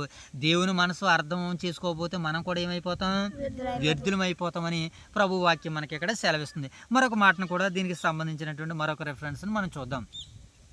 అపోస్తుల కార్యాలు 14వ అధ్యాయము 15వ వచనం చదువుదాం. అపోస్తుల కార్యాలు 14వ అధ్యాయము 15వ వచనం కూడా చదువు ఈ సందర్భాన్ని బట్టి. అపోస్తుల కార్యాలు ఎంత 14వ అధ్యాయము 15వ వచనం కూడా మనం చదువు. అయ్యలారా మీరు ఎందుకు ఇలాగ చేయుచున్నారు, మేము కూడా మీ వంటి స్వభావం గల నరులమే. మీరు వ్యర్థమైన వాటిని వ్యర్థమైనటువంటి వాటిని విడిచిపెట్టాలి. ఏంటి అవి వ్యర్థమైనవి? దేవుడు జీవము కలిగినటువంటి దేవుడు, ఆయన్నే మనం మొక్కాలి, ఆయన్నే సేవించాలి. మనుషులు ఎవరు కూడా పూజారులు, పూజకి అనర్హులు. ఇది వ్యర్థమైనది, దీన్ని మీరు ఎలా చేస్తున్నారేటని పౌలు గారు వారిని గద్దించినట్లుగా మనకు కనబడుతుంది. అలాగే 1 పేతురు 1వ అధ్యాయము 18వ వచనాన్ని కూడా చదువు ఈ సందర్భాన్ని బట్టి. 1 పేతురు రాసినటువంటి పత్రిక, అపోస్తుడైనటువంటి పేతురు గారు రాసినటువంటి 1 పేతురు పత్రిక 1వ అధ్యాయము 18వ వచనాన్ని చదువుదాం ఒకసారి. పిత్రపారంపరమైన మీ వ్యర్థ ప్రవర్తనను విడిచిపెట్టినట్లుగా వెండి బంగారముల వంటి క్షయ వస్తువుల చేత మీరు విమోచింపబడలేదు. కానీ మనం ఎలా విమోచించబడ్డాం? అమూల్యమైన రక్తం ద్వారాగా మనం విమోచించబడ్డాం. కనుక మనము వ్యర్థముగా పిత్రపారంపరిచారమైనటువంటి మీ వ్యర్థ ప్రవర్తన ఏం చేయాలంటున్నాడో విడిచిపెట్టేయాలి అని మరి పౌలు గారు నొక్కి వక్కాలిస్తున్నట్లుగా మనకు కనబడుతుంది. ఇప్పుడు 19వ వచనాన్ని చదువుదాం. ఎఫెసీ పత్రిక 19వ వచనం మనం చదువుకున్నాం కదా. వారు సిగ్గులేని వారై ఉండి నానా విధమైన అపవిత్రతను అత్యాశతో జరిగించుటకు తమ్మును తామే కాముకత్వానికి ఏం చేశారట, వీళ్ళం తమ్మును తామే ప్రభువుకి అప్పగించుకున్నారని కొంతమందికి గురించి పౌలు గారు స్టేట్మెంట్ ఇచ్చాడు. దేవునికి అప్పగించేసుకున్నారట, ఆకుల ప్రెస్కెళ్ళ వాళ్ళు ప్రభువుకి సమర్పించేసుకున్నారట. వాళ్ళు కొంతమంది వ్యక్తులు ప్రభువుకి తమ్మును తాము మాకు ఎలా చేస్తారని మేము అస్సలు అనుకోలేదు, వారికి ప్రభువును తమ్మును తాము అప్పగించేసుకున్నారట. అలాగే వీళ్ళు కూడా ఒకరికి అప్పగించుకున్నారట. ఎవరు? మా ఆస్తినన్నీ మా పిల్లలకు అప్పగించేసామండి, మాకున్నదంతా మా చుట్టాలకి ఇచ్చేసామండి అని ఎలాగైతే అనుకుంటారో వీళ్ళు ఇక్కడ ఒక జాతి వారు, ఒక సంతతి వారు, ఒక తెగవారు దేనికి అప్పగించుకున్నారట? తమను తాము అత్యాశతో జరిగించుటకు, అపవిత్రతకును నానా విధమైన కార్యాలు చేయడానికి సిగ్గులేని వారై ఉండి తమ్మును తాము కాముకత్వానికి అప్పగించుకున్నారు. అంటే ఈ శరీర కోరికల్ని తీర్చుకోవడానికి వారి దేహాలను అప్పగించుకున్నారట. కనుక వారిలా మనం ఉండకూడదు. ఇది అన్యజనుల నడక, ఇది పరిశుద్ధుల నడక, ప్రభువు నడక కాదు ప్రియులారని పౌలు గారు వీళ్ళని అందరిని కూడా ఆచరణలో పెడుతున్నాడు ఈ మాటల ద్వారాగా. ఒకసారి 19వ వచనానికి సంబంధించినటువంటి ఒక మంచి 2 సందర్భాలను మనం చూద్దాం. ఇదే ఎఫెసీ పత్రిక 2వ అధ్యాయము 3వ వచనాన్ని చదువుదాం. ఇదే ఎఫెసీ పత్రిక 2వ అధ్యాయం 3వ వచనం. వారితో కలిసి మనం అందరము శరీరం యొక్కయు మనసు యొక్కయు కోరికలు నెరవేర్చుకొనుచు మన శరీరాలను అనుసరించి మునుపు ప్రవర్తించుచు కడమ వారి వలె స్వభావ సిద్ధముగా దేవోగ్రతకు పాత్రలం అయిపోయాం. మనం ఎదరకరా బాబు, దైవోగ్రతకు మనం ఏమైపోయామట, పాత్రులం అయిపోయాం. కనుక మనం ఎలాగ ఉండాలంటున్నాడు, శరీరము మనస ఈ కోరికలతో ఈ శరీరాన్ని ఏం చేసుకోవాలనంటే కళ్ళని వేసుకోవాలి. ఈ శరీరాన్ని ఏం చేయాలి, మొట్టమొదటగా ఇతరులను జయించడం కాదు, పక్కవారిని జయించడం కాదు, మొట్టమొదటిగా మనల్ని మనం జయించాలి. అప్పుడు అన్నట్ల మీద దేవుడు నీకు విజయాన్ని ఇస్తాడు. ఆయన బయట ఉన్న వాటిని విజయాన్ని చేసుకుని నీలో నువ్వు పాపంతో నీలో నువ్వే పాపంలో ఉండిపోయావు అనుకో, ఇతరులను ఎప్పుడు జయిస్తావు? జయించువానికి జీవకిరీటం అని వ్రాయబడింది పరిశుద్ధ గ్రంథం. దేని మీద జయింపు? మొట్టమొదటిగా నీ శరీరం మీద, పాపం మీద. నీ శరీరమే నీ శత్రువు అన్నాడు రోమపత్రిక. అంతా మనకి అదే వివరణ ఇస్తుంది. సో మనం ఏం చేయాలట, మనుషుల యొక్క శరీరం యొక్క అపవిత్రత చేసేసుకున్నాం. మనం శరీర దురాశలను అనుసరించాం, మనం మునుపు ప్రవర్తించాం. అలా ప్రవర్తించడానికి వీలు లేదని పౌలు గారి సంఘానికి గట్టిగా వాదోపవాదం చేస్తున్నాడు. మీరు దైవాంశ సంభూతులు, మీరు దేవుని చిత్తాన్ని ఎరిగినటువంటి వారు, మీరు పిలువబడిన వారు, ఏర్పరచబడిన వారు, ఆయన సంకల్పాన్ని తెలుసుకున్నటువంటి వారు. మీ పాపాలను ఆయన కడిగేశాడు, మిమ్మల్ని పరలోకంలో కూర్చొని పెట్టాడు. మరలా పాపం వైపుకు వెళ్ళకండి మీరు అని పౌలు గారు వారిని హెచ్చరికలు జారీ చేస్తూ మాట్లాడుతున్నారు. అలాగే ఇదే మరొక మాటను మనం చూసినప్పుడు రోమపత్రిక 1వ అధ్యాయం ఇందాక మనం చదువుకున్నాం కదా, 24, 25 వచనాలు చదువుకుందాం ఒకసారి. రోమపత్రిక 1వ అధ్యాయము ఎన్ని వచనమ్మా? 24, 25. ఈ హేతువు చేత వారు తమ హృదయ దురాశలను అనుసరించి, ఈ హేతువు చేత అంటే ఈ కారణాన్ని బట్టి ఏం చేశారట వీళ్ళు, తమ హృదయములో దురాశలను అనుసరించి తమ శరీరములను పరస్పరం అవమానపరుచుకున్నట్లు దేవుడు వారిని ఏం చేశాడట, అపవిత్రతకే. నువ్వు ఏం చేసినా ఫీలింగ్స్ ఇక్కడికి వచ్చేస్తానమాట. మోసబాబేనా చాలా తప్పు చేస్తున్నాను, జాగ్రత్తగా ఉండకపోతే దేవుని శిక్షకి ఉగ్రతకే పాత్రుడు అయిపోతావు. ఏమో చాలా జాగ్రత్తగా ఉండాలి. ఈ హేతువు చేత వారు తమ హృదయ దురాశలను అనుసరించి తమ శరీరంలో పరస్పరం అవమానపరుచుకున్నట్లు దేవుడు వారిని ఏం చేశాడు, అపవిత్రతకి అప్పగించేశాడు. ఇక ఎంతగా నువ్వు పవిత్రపరుచుకుందామన్నా నువ్వు పవిత్రపరచడం నీ వల్ల కాని పని. నీ వల్ల అయ్యే పని ఏదైనా ఉందనంటే అది పశ్చాత్తాప పడాలి. మరి పశ్చాత్తాప పడేటట్టుగా ఇస్కరియోతు యోధాకు ఆ మనసునిచ్చాడు దురాత్మ పశ్చాత్తాపతో హృదయాన్ని ఇవ్వడో. కనుక మనం అపవిత్రతలో నుంచి ఏం చేయాలన్నాడు ఆయన, బయటకు వచ్చేయాలన్నా. అట్టి వారు దేవుని సత్యమును అసత్యమునకు మార్చి, వీళ్ళ శరీర అపవిత్రత ఉన్నారు కదా, సంఘానికి వెళ్ళిన ఒకటే, బయట ఉండి మేమే బాగా వింటున్నారు అంటారు కొంతమంది. సిగరెట్ కాలుస్తూ మరలా ఏమండి, బయట ఉండి మేమే ఉన్నామండి, ఇంటి దగ్గర పనులు చేసుకోండి, మేమే చక్కగా ఉన్నాం, మీరు సంఘంలో వింటున్నారో వినలేదు మాకు తెలియదు అంటారు మరలా మరో కొంతమంది షాకులు.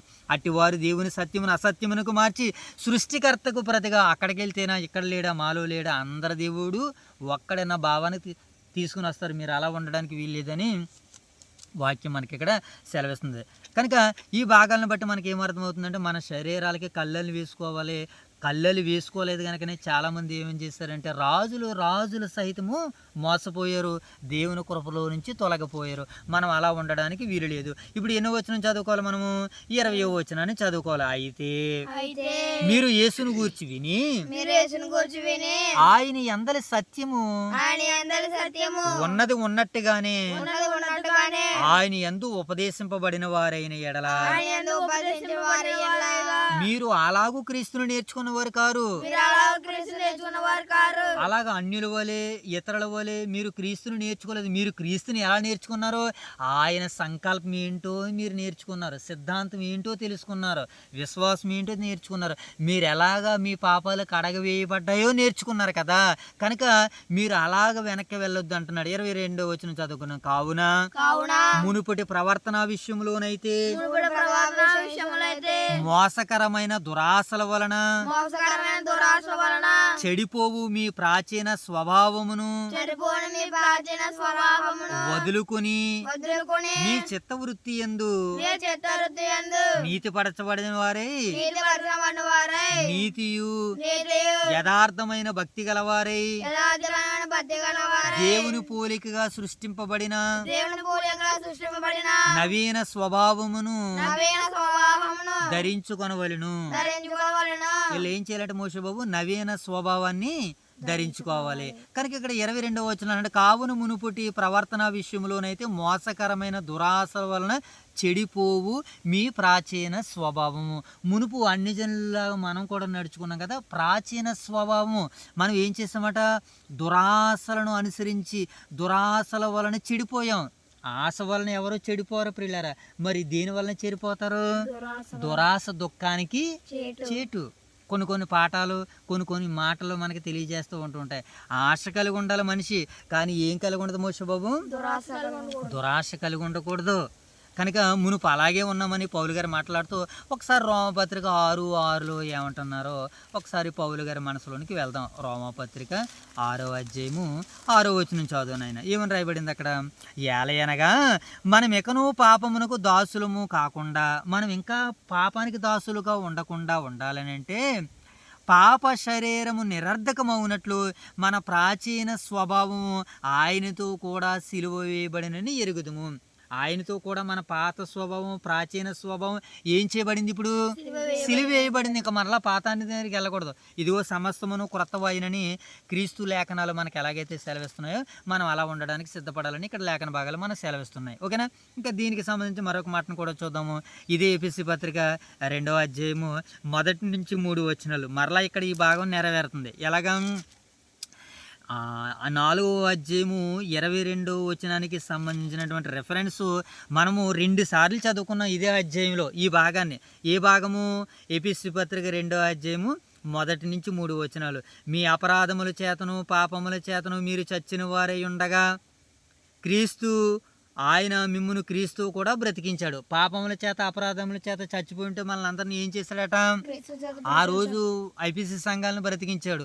ఈ రోజు ఆ సంఘం ద్వారాగా మనల్ని అందరినీ మన అపరాధముల చేత పాపముల చేత మనల్ని కూడా బ్రతికించాడు. ఏమండి, మీరు వాటిని చేయొచ్చు. ఇంకా అపవాది జోలికి, వాయుమండల సంబంధం జోలికి, ఏమండి దురాశల జోలికి, శరీరాల జోలికి వెళ్ళకండి. ఇది అన్యజనుల నడక, దైవజనుల నడక, పరిశుద్ధుల నడక, విశ్వాసుల నడక అయితే కాదు అని పౌలు గారు ఇక్కడ ఈ మాటలను బట్టి మనకు సెలవిస్తున్నారు. ఇప్పుడు మనము చివరిగా ఎఫెసీ పత్రిక మనం ఎన్నో వచనం చదువుకోవాలి? ఇంకా 25 నుంచి చదువుకోవాలి కదా. 25 వచనం నుంచి చదివేసుకుందాం మనం. ఓకేనా మోషే బాబు? 25 నుంచి మనం చదువుకుందాం. ఇంకా కొన్ని మాటలు ఉండిపోయినట్టు ఉన్నాయి కదా మనకి. కొలసీ పత్రిక 3వ అధ్యాయం 9వ వచనం ఇందాక మనం చదువుకున్న దానికి కొనసాగింపుగా ఒకసారి కొలసీ పత్రిక ఏమండి 3వ అధ్యాయము ఒకసారి 9వ వచనాన్ని కూడా చదివేసుకుందాం ఈ సందర్భాన్ని బట్టి. 3వ అధ్యాయము ఒకనితో ఒకడు అబద్ధం ఆడుకుడి, ఏలయనగా ప్రాచీన స్వభావమును దాని క్రియలతో కూడా మీరు పరిద్రజించి జ్ఞానము కలుగు నిమిత్తము దానిని సృష్టించిన వాని పోలిక చొప్పున నూతనపరచబడుచున్న నవీన స్వభావమును మనం ధరించుకోవాలి. ఒకనితో ఒకడు అబద్ధం ఆడకూడదు. అబద్ధం అంటే ప్రాచీన స్వభావం. అది ఇంకా దేవునిలోనికి వచ్చి అబద్ధాలు ఆడుతున్నామంటే, ఇంకా దేవునిలోనికి వెళ్ళి మోసాలు చేస్తున్నామంటే, ఇంకా దేవునిలోనికి వెళ్ళి శరీర కార్యాలతో సంతోషిస్తున్నామంటే నువ్వు ప్రాచీన స్థితిలోనే ఉన్నావు, నూతన నవీన స్వభావ స్థితిలో లేవని వాక్యం మనకి సెలవిస్తుంది. కనుక సత్యము అభివృద్ధి కలిగిస్తుంది, అసత్యం నాశనాన్ని కలిగిస్తుంది. సత్యం ఏం చేస్తుంది మోషే బాబు? అభివృద్ధి కలిగిస్తుంది, అసత్యం నాశనం చేస్తుంది.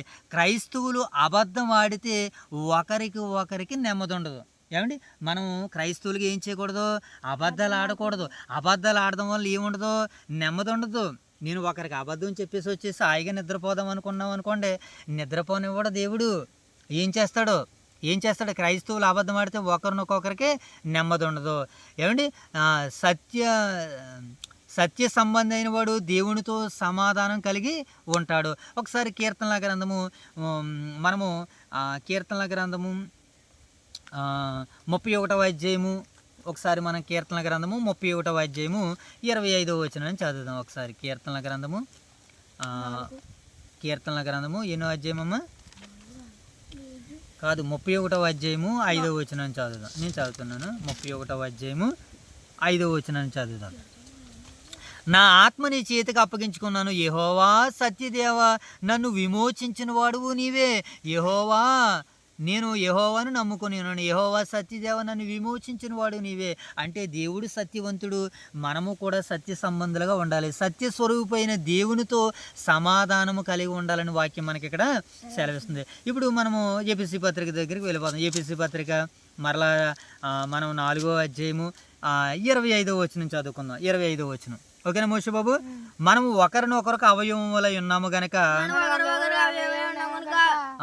మీరు అబద్ధమాడుట మాని ప్రతివాడును తన పొరుగు వానితో సత్యమే మాట్లాడవలెను.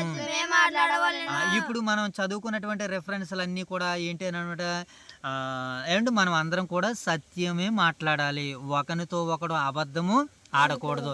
మనము అబద్ధం ఆడామనుకోండి మనకి ఏముండదు, ఒకరికి నెమ్మది ఉండదు. సత్య సంబంధులందరూ సత్యమే మాట్లాడాలి, వాస్తవాలే మాట్లాడాలి, యథార్థమే మాట్లాడాలి. ఇక మరొకటి ఏది మాట్లాడినా దేవుడు ఏం చేయడు, మనల్ని ఒప్పుకోడు, యాక్సెప్ట్ చేయడు. ఇక మన కీర్తనల గ్రంథం 26వ వచనం చదువుదాం. కోపపడుడి గాని మోసబో చెప్పాలి, కోపపడుడి గాని పాపము చేయకుడి, సూర్యుడు అస్తమించే వరకు మీ కోపము నిలిచి ఉండకూడదు. కోపపడుడి గాని ఏం చేద్దంటాడు మోసబాబు, పాపము చేయొద్దు అంటున్నాడు. కనుక మనం ఏం చేయకూడదు, పాపము చేయకూడదు. కోపపడు కానీ మనం ఏం చేయకూడదు మోషే బాబు, పాపం చేయకూడదు. ఒక మంచి మాట మనం చూద్దామా? కీర్తనల గ్రంథము 4వ అధ్యాయం 4వ వచనం చదువుదాం. కీర్తనల గ్రంథము 4వ అధ్యాయము ఒకసారి మనం 4వ వచనాన్ని చదువుదాం. కీర్తనల గ్రంథము 4వ అధ్యాయము 4వ వచనం. భయము నుండి పాపము చేయకుడి, మీ పడకల మీద నుండగా మీ హృదయంలో ధ్యానం చేసుకుని ఊరకుండుడి. ఏం చేయమన్నాడు? భయం నుండి ఏం చేయాలంటే పాపము చేయకూడదు. కానీ చాలామంది ఏం చేస్తూ ఉంటుంటారు, కోపములో పాపం చేస్తుంటారు. కోపంలో కొడతారు, కోపంలో కాలు మీద కొడతారు, కత్తితో కొడతారు. ఇక రకరకాలుగా కోపముతో పాపం చేస్తారు. మనం అలా ఉండడానికి వీలు లేదు దేవుని పిల్లలుగా. మత్తయి సువార్త 5:22వ వచనాన్ని కూడా చూద్దాం ఈ సందర్భాన్ని బట్టి. ఒకసారి మత్తయి సువార్త 8వ అధ్యాయము 5వ అధ్యాయము 22వ వచనమా? ఒకసారి మనం 22వ వచనాన్ని కూడా చదువుదాం. నేను మీతో చెప్పినది ఏమనగా తన సహోదరుని మీద కోపపడు ప్రతివాడు విమర్శలకు లోనగినని మీతో చెప్పుచున్నాను. తన సహోదరుని మీద కోపపడితే ఎక్కడికి వెళ్ళిపోతామంట, మనము విమర్శలోనికి వెళ్తాం. కనుక మనము కోపపడి పాపము చేయకుండా జాగ్రత్త పడాలి. అయినా సరే కోపపడి పాపం చేయకుండా ఉండడం ఏంటి? ఎందుకనగా దేవుని కోపము దేవుని నీతిని నెరవేర్చదు. అసలు మొత్తాన్ని కోపం కలిగి ఉండకు, అసలు కోపచిత్తునితో సహవాసమే చేయొద్దు అంటుంది బైబిల్. కనుక మనం ఎలా ఉండాలంటే మొదట్లో మనం నేర్చుకున్నాం కదా, దీన మనస్సు, దయాలత్వము, వాటిని మనం ధరించుకుంటే కోపము కాదు కదా. ఇక ఏది మన దరికి మన బోర్డర్కి రావడానికి ఆస్కారము అవకాశమే లేదుగాక లేదు. ఇక మనం రెండో మాట 27వ వచనం 27వ వచనం చదువుకుందాం మోషే బాబు. అపవాదికి చోటు ఇయ్యకుడి, దొంగిలిడు వాడికి మీదట దొంగిలించక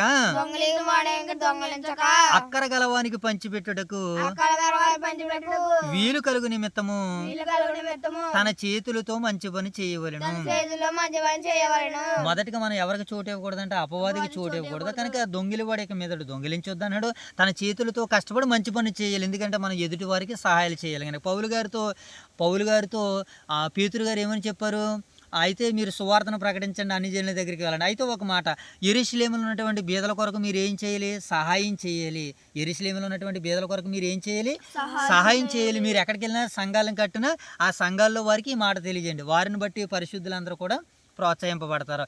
అలాగే ఇప్పుడు మనం కూడా సువార్త మనకి ఏం చెప్తుందంటే, ఒరే మీరు కష్టపడి పనులు చేసుకోండి, క్షమించండి నాయన, మీరు కష్టపడి పనులు చేసుకోండి, మీ కష్టార్జితాలను దేవుని సేవకి ఇవ్వండి. ఈ సేవలో ఎవరైతే బలహీనులు ఉన్నారో వారికి సహాయాలు, అలాగే వాక్యం ఎరగలేనటువంటి ప్రజలు ఎవరైతే ఉన్నారో వారికి వాక్యాన్ని అనుగ్రహించడానికి, అందించడానికి సంఘానికి ఇదిగో ధన సహాయాన్ని మీరు అందించండి అని మంచి పని చేయాలని దైవ సేవకులు మనకి 1-2 సార్లుగా బోధిస్తున్నటువంటి వర్తమానాలు. ఓకేనా మోషే బాబు? దీనికి సంబంధించినటువంటి మాటను ఏమైనా చూద్దాం ఒకసారి. 1 పేతురు 5:8లో ఒక మాట మనకు కనబడుతుంది. అపవాది గర్జించే సింహం వల్ల ఎవరిని మిరుగుదలని వెతుకుచున్నాడు కనుక వాడి విషయంలో మీరు జాగ్రత్తగా ఉండండి అంటుంది. ఏమండి ఇక 29వ వచనం చదువు.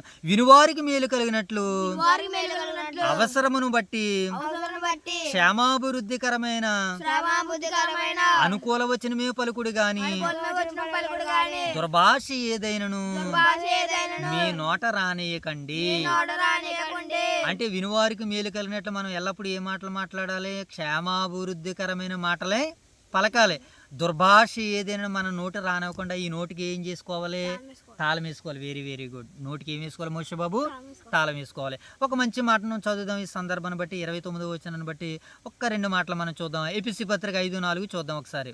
ఇదే ఎపిసి పత్రిక 5వ అధ్యాయము 4వ వచనం. కృతజ్ఞత వచనమే మీరు ఉచ్చరింపవలెను గాని మీ నోట బూతులైనను పోకిరి మాటలైనను సరసోక్తులైనను ఉచ్చరింపకూడదు. ఇవి మీకు తగవు. తగవు అని చెప్పిన తర్వాత కూడా మనం ఏం చేస్తున్నాం? ఇంకా ఏమండి బూతులు పోకిరి మాటలు ఏమండి సరసోక్తులు ఉచ్చరిస్తున్నారు ఇంకా చాలామంది. కనుక ఇలాంటి సమయంలో మనం ఎలా ఉండాలంటే నోటికి తాళాలు వేసుకుని నోటిని అదుపులో ఉంచుకునేవారిగా ఉండాలని దైవ గ్రంథం మనకి సెలవిస్తుంది. అలాగే కొలసీ పత్రిక 3వ అధ్యాయం 8వ వచనం కూడా చదువుతుంది ఈ సందర్భాన్ని బట్టి మోషే బాబు. కొలసీ పత్రిక ఎన్నో అధ్యాయము? 3వ అధ్యాయము 8వ వచనాన్ని చదువుదాం. ఇప్పుడైతే మీరు కోపము, ఆగ్రహము, దుష్టత్వము, దూషణ, మీ నోట బూతులు వీటన్నిటిని ఏం చేయాలట? విసర్జించాలి. మనం క్రైస్తవం అయిపోయాం గనక, దేవుని పిల్లలం అయ్యాం గనక మనం బూతుల్ని ఏమంటే ఏం చేయాలట? మనము విసర్జించాలి. ఆగ్రహాన్ని విడిచిపెట్టాలి, దుష్టత్వం విడిచిపెట్టాలి, దోషను విడిచిపెట్టాలి. ఇవి మనలో ఉన్నాయనుకోండి, మన నోటంట బూతులే వస్తాయి, దురాత్మ పలికించే మాటలే వస్తాయి. కనుక మనం అలా ఉండకూడదు. మరి ఏం చేయాలి? ఒకరితో ఒకడు అబద్ధం ఆడకూడదు. మనము సత్యాన్ని మాట్లాడుకునే వారిగా ఉండాలి. ఓకేనా మోషే బాబు? ఇంకా మనకి మత్తయి సువార్త 12వ అధ్యాయంలో విమర్శించమని ప్రతి మాట లెక్క అప్పగించాలని మనకి మత్తయి సువార్త 12:36లో సెలవిస్తున్నాడు. ఇక చివరి వచనాన్ని మనం చదివేసుకుందాం. ఎక్కడ మనం ఎపిసి పత్రిక 30వ వచనమా? వెరీ గుడ్ తల్లి. 30వ వచనం చదువుకుందాం.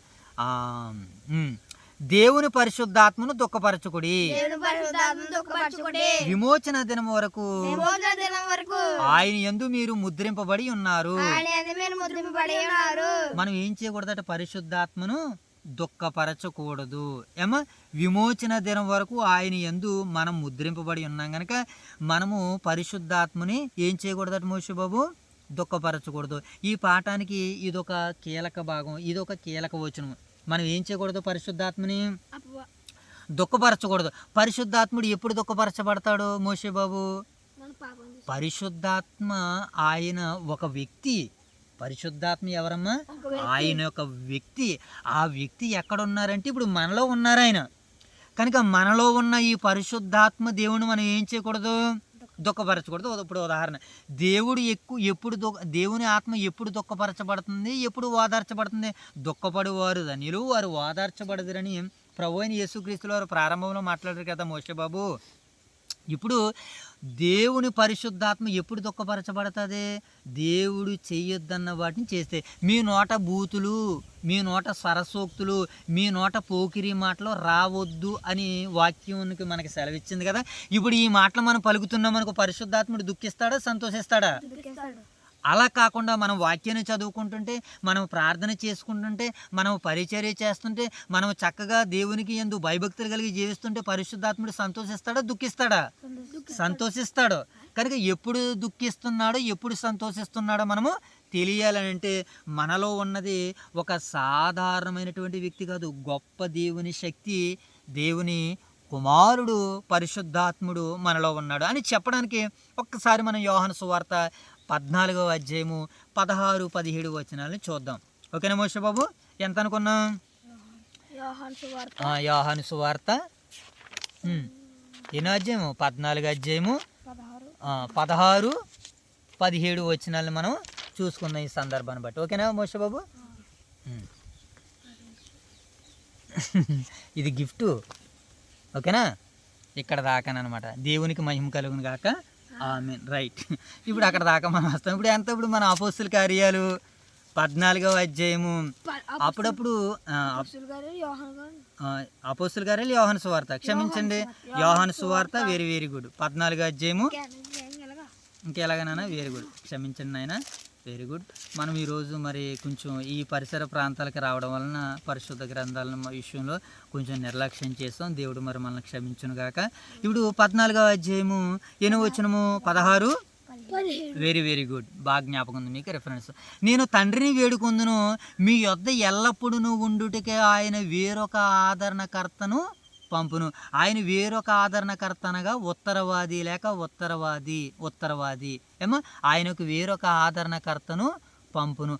ఆయన సత్యస్వరూపియగు ఆత్మను మీకు అనుగ్రహించును. సత్యస్వరూపియగు ఆత్మ మనకి అనుగ్రహింపబడతారా? ఈ సత్యస్వరూపైన ఆత్మ లోకం ఆయనను చూడదు, లోకం ఆయనని ఎరగదు గనక ఆయనను పొందనేరదు. మీరు ఆయనను ఎరుగుదురు, ఆయన మీతో కూడా నివసించును, మీరో ఉండును. పరిశుద్ధాత్ముడు ఏం చేస్తాడంటే జైతల్ని, ఆయన మీతో కూడా నివసించును, మీలో ఉండును. అంటే మనలో ఇప్పుడు ఎవరున్నారు? పరిశుద్ధాత్ముడు నాలో ఉన్నారు. ఇప్పుడు మీలో కూడా పరిశుద్ధాత్ముడు రావాలి అంటే, ఉండాలి అంటే మీరు నమ్మి యేసుక్రీస్తుల వారి దేవుని కుమారులను మీరు అంగీకరించి విశ్వసించినటువంటి తర్వాత పరిశుద్ధాత్ముడి మీ హృదయాల్లోనికి వస్తాడు. అప్పుడు మీరు పరిశుద్ధులుగా క్రీస్తు మహిమ కొరకు బ్రతుకుతారు. దేవుడి మీ ద్వారాగా ఆనంద పొందుతాడు, మహిమపరచబడతాడు. ఓకేనా? అంటే పరిశుద్ధాత్మ అంటే విశ్వాసులు ఆయన్ని ఎలా దుఃఖపెడుతున్నారంటే పాపాల ద్వారాగా, అబద్ధాల ద్వారాగా, కోపం ద్వారాగా, దొంగతనం ద్వారాగా, స్వార్థం ద్వారాగా, బూతుల ద్వారాగా మొదలైన వాటి ద్వారాగా దేవుని పరిశుద్ధాత్మను అందరూ కూడా దుఃఖపెడుతున్నారు. కనుక ఇప్పుడు పరిశుద్ధాత్మ ఎలా సంతోషపడతాడంటే, మనం ఇందాక అనుకున్నట్లుగా ప్రార్థన వాక్యము పరిశుద్ధులతో మనం అయితే ఏ పనులు అయితే చేస్తున్నామో వాటన్నిటిని బట్టి దేవుడు ఆనందపడతాడని వాక్యం మనకి ఇక్కడ సెలవిస్తుంది. ఇప్పుడు పరిశుద్ధాత్మను మనం ఎలా సంతోషపెట్టాలి, ఆయన ఎలా ఓదార్చబడుతున్నాడని ఒక మంచి మాటను మనం చూడగలిగితే ప్రియులారా, ఎపిసి పత్రిక 1వ అధ్యాయము 13-14 వచనాలు చదువుదాం. ఎపిసి పత్రిక 1వ అధ్యాయము 13-14 వచనాలు. ఎన్నో వచనం అమ్మది? 1వ అధ్యాయము 13-14 వచనాలు చదువుకుందాం. 13-14 వచనాలు. మీరును సత్యవాక్యమును అనగా మీ రక్షణ సువార్తను విని క్రీస్తునందు విశ్వాసముంచి వాగ్దానము చేయబడిన ఆత్మచేత మీరు ముద్రింపబడితిరి. అంటే వాగ్దానము చేయబడింది, అదే కదా. ఏమన్నాడు? ఇదిగో మీరందరూ నమ్మి విశ్వసించి బాప్తిసం పొందినవాడు రక్షింపబడును. ఈ వాగ్దానం మీకును మీ పిల్లలకు కూడా ఉన్నది. మీకు ఉంది, మీ పిల్లలకు ఉన్నది. మీరు పొందాలన్నా, మీ పిల్లలు పొందాలన్నా, పిల్లలకు వయసు రావాలి, మీకు వయసు వచ్చింది. మీరు వాగ్దానం చేత, ఆత్మచేత ముద్రింపబడ్డారు. ఇప్పుడు ఆత్మచేత ముద్రింపబడినటువంటి మనం ఎలాగ ఉండాలి? ఆత్మచేత ముద్రింపబడినటువంటి మనం ఇప్పుడు ఎలాగ ఉండాలి? దేవుణ్ణి, ఆత్మని సంతోషపెట్టే కార్యాలు చేయాలి. ప్రేమ, సంతోషపడతాడా? ఆత్మ దుఃఖపడతాడా? ప్రేమకు బదులు మనము ప్రేమకు బదులు మనం కీడు చేస్తున్నాం అనుకో, పరిశుద్ధాత్ముడు సంతోషిస్తాడా? బాధపడతాడు. ప్రేమకు బదులు మనం ఏం చేయకూడదు? కీడు చేయకూడదు. ఎదుటి వారిని మనం ఏం చేయాలి? హృదయపూర్వకంగా ప్రేమించాలి. ఇంకా 14 వచనం అంటున్నాడు. 14 వచనం, దేవుని మహిమకు కీర్తి కలగజేయటికి ఆయన సంపాదించుకున్న ప్రజలకు విమోచనము కలుగు నిమిత్తము ఈ ఆత్మ మనకు స్వాస్యమును సంచుకరుగా అంటే వాగ్దానం చేయబడినటువంటి వాడిగా మన హృదయాంతరంగాల్లో పరిశుద్ధాత్ముడు ఉన్నాడు. ఇప్పుడు పరిశుద్ధాత్ముడు ఎలా ఆనందపడతాడో, ఇదిగో యెహోవా దుష్టుల ఆలోచన చొప్పున నడవకుండా, పాపుల మార్గమును నిడవక, అపహాసకులు కూర్చుండి చోటును కూర్చుండక, అంటే ఇవన్నీ కూడా చేస్తే మనల్ నుంచి ఆత్మదేవుడు దుఃఖిస్తాడు. ఇప్పుడు యెహోవా ధర్మశాస్త్రం ఆనందించుతూ దేవారాత్రమును ధ్యానించేవాడు. ఎందుకనంటే ఆత్మదేవునికి నువ్వు కార్యాలు చేస్తున్నావు. ప్రేమ, సంతోషము, సమాధానము, దీర్ఘశాంతము, దయాలత్వము, విశ్వాసము, ఆశానిగ్రహం, సాత్వికము, ఇలాంటి వాటిని అన్నీ చేస్తుంటే పరిశుద్ధాత్ముడు సంతోషపడిపోతూ ఉంటుంటాడు. అందుకని ఎల్లప్పుడూ ప్రభునందు ఆనందించడం మరలా చెప్పుదును, ఆనందించండి. మనం ఆనందపడుతూనే ఉంటాం. ఈ ఆనందం, ఈ సంతోషం మీ దగ్గర నుంచి ఎవడు తీసేయలేడు. ఎవరు కూడా మోషబాబు జైతెల్లి తీసేయలేరు. కనుక మనలో విశ్వాసులు ప్రత్యేకమైనటువంటి దుఃఖపెట్టినప్పటికీ ఆయన వారిని విడిచిపోడు. మనము అప్పుడప్పుడు కొన్నిసార్లు మనం పరిశుద్ధాన్ని విడిచిపోతూ ఉంటుంటాం. కానీ దుఃఖ పెడుతూ ఉంటుంటాం, అయినా సరే వారిని విడిచిపోవడం. కానీ వారి హృదయం బాధ అశాంతిగా ఉంటారు, కానీ ఆత్మ మనలో మాత్రమే అలా ఉండిపోద్ది. ఇంకా చివరిగా చాలాసేపు ఓపిక పెట్టారు మీరు, అందుని బట్టి దేవుని కృతజ్ఞతలు తెలుపుకుంటూ మీ పక్షంగా ఇప్పుడు 31వ వచనం చదివేసుకుందాం. ఇంకా 2 వచనాలు ఉన్నాయి, 31వ వచనం చదువుకుందాం. సమస్తమైన ద్వేషము, కోపము, క్రోధము, అల్లరి, దూషణ, సకలమైన దుష్టత్వము మీరు విసర్జించి. అంటే మనం వేటిని విసర్జించాలంటే మోషే బాబు లెక్కబెట్టు. దుష్టత్వము చెప్పకండి, దుష్టత్వము అవండి, అల్లరి, దూషణ, క్రోధము, కోపము, ద్వేషము. ఎన్ని వచ్చినాయి? 6 వచ్చినాయి. ఈ 6 మనం ఏం చేయాలి? విసర్జించాలి. కానీ వీటిని కానీ మనం చేస్తున్నాం అనుకో, పరిశుద్ధాత్ముడు ఏం చేస్తాడు? బాధపడతాడు. ఏంటి ఇంకొక మాటలో చెప్పాలంటే, దుఃఖించడం అంటే ఏంటి తెలుసా? ఏడవడం ప్రియులారా. పరిశుద్ధాత్ముడు కూడా ఏం చేస్తాడు తెలుసా? మనలో ఉండి కనుక పరిశుద్ధాత్మని మనం ఏడిపించేవారుగా ఉండకూడదు. మన నుంచి పరిశుద్ధాత్ముడు ఏడవడం అని అంటే మన మన మన యొక్క దురుద్దేశంతో ఎదుటి వారిని ఇబ్బంది పెడుతూ ఉంటాం చూడండి, ఎదుటి వారిని గాయపరుస్తూ ఉంటాం చూడండి. అప్పుడు నీలో ఉన్నటువంటి ఆత్మ కూడా ఏం చేస్తూ ఉంటాడంటే ఆయన కూడా దుఃఖిస్తాడు. దుఃఖించడం అంటే ఏడవడము. కనుక మనం అలాగా పరిశుద్ధాత్మని ఎప్పటికీ మన కంఠంలో దేహంలో ప్రాణం ఉన్నంత వరకు మనం ఏం చేయకూడదు? దేవుని ఆత్మను దుఃఖ పెట్టకూడదు.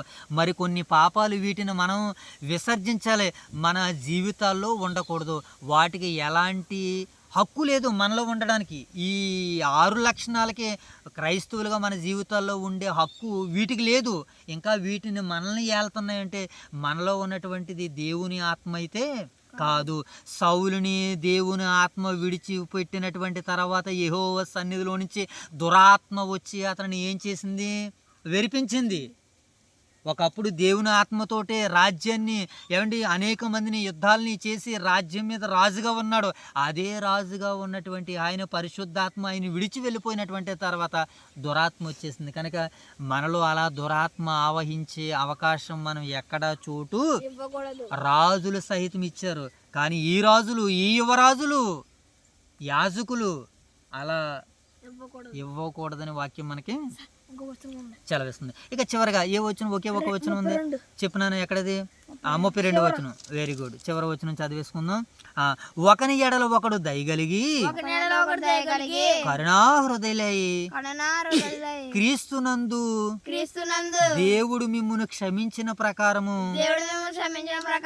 ఒకరినొకరు క్షమించండి.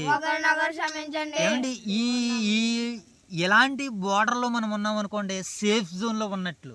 ఏంటి, ఒకరినొకరు ఎప్పటికప్పుడు ఒకరినొకరు ఏ రోజుకి ఆ రోజు ఇతరులని క్షమిస్తూ ఉంటారండి. వారిలో పరిశుద్ధాత్ముడు పరవశించిపోతాడండి. వారిలో పరిశుద్ధాత్ముడు ఏం చేస్తాడు తల్లి? పరవశించిపోతాడు. అలా పరవశించిపోవాలని ఆయన ఏం చేయమంటున్నాడంటే పరిశుద్ధాత్మను దుఃఖపరచొద్దని వాక్యం సెలవిస్తుంది. దీనికి సంబంధించినటువంటి గాను మనం ఒకరినొకరు ఏం చేసుకోవాలి? జయతల్లి చెప్పలేదు. ఒకరినొకరు ఏం చేసుకోవాలి మోషే బాబు? క్షమించుకోవాలి. క్షమించడం అంటే అర్థం ఏంటంటే ఒకరికంటే ఒకడు గొప్పగా ఎంచుకోవడం అని. అంటే ఒకరినొకడు క్షమించుకోవడంలో ఉన్నటువంటి అంతరార్థం ఏంటంటే ఒకరికొకడు గొప్పగా ఎంచుకోవాలి. అప్పుడే మనం ఇతరులను క్షమిస్తాం. నేను ఇతరులని క్షమించాను అని నువ్వు చెబుతున్నావు అంటే అర్థం ఏంటి తెలుసా? ఆ వ్యక్తి గురించి ఎదుటి వ్యక్తుల దగ్గర నువ్వు ఏం చెప్తావు అంటే గొప్పగా చెబుతున్నావు. ఇప్పుడు నువ్వు గొప్పకు బదులు మనము ఒక మాట అనకూడదు, కానీ మనము చెత్తగా చెబుతున్నాం అంటే అర్థం ఏంటి తెలుసా?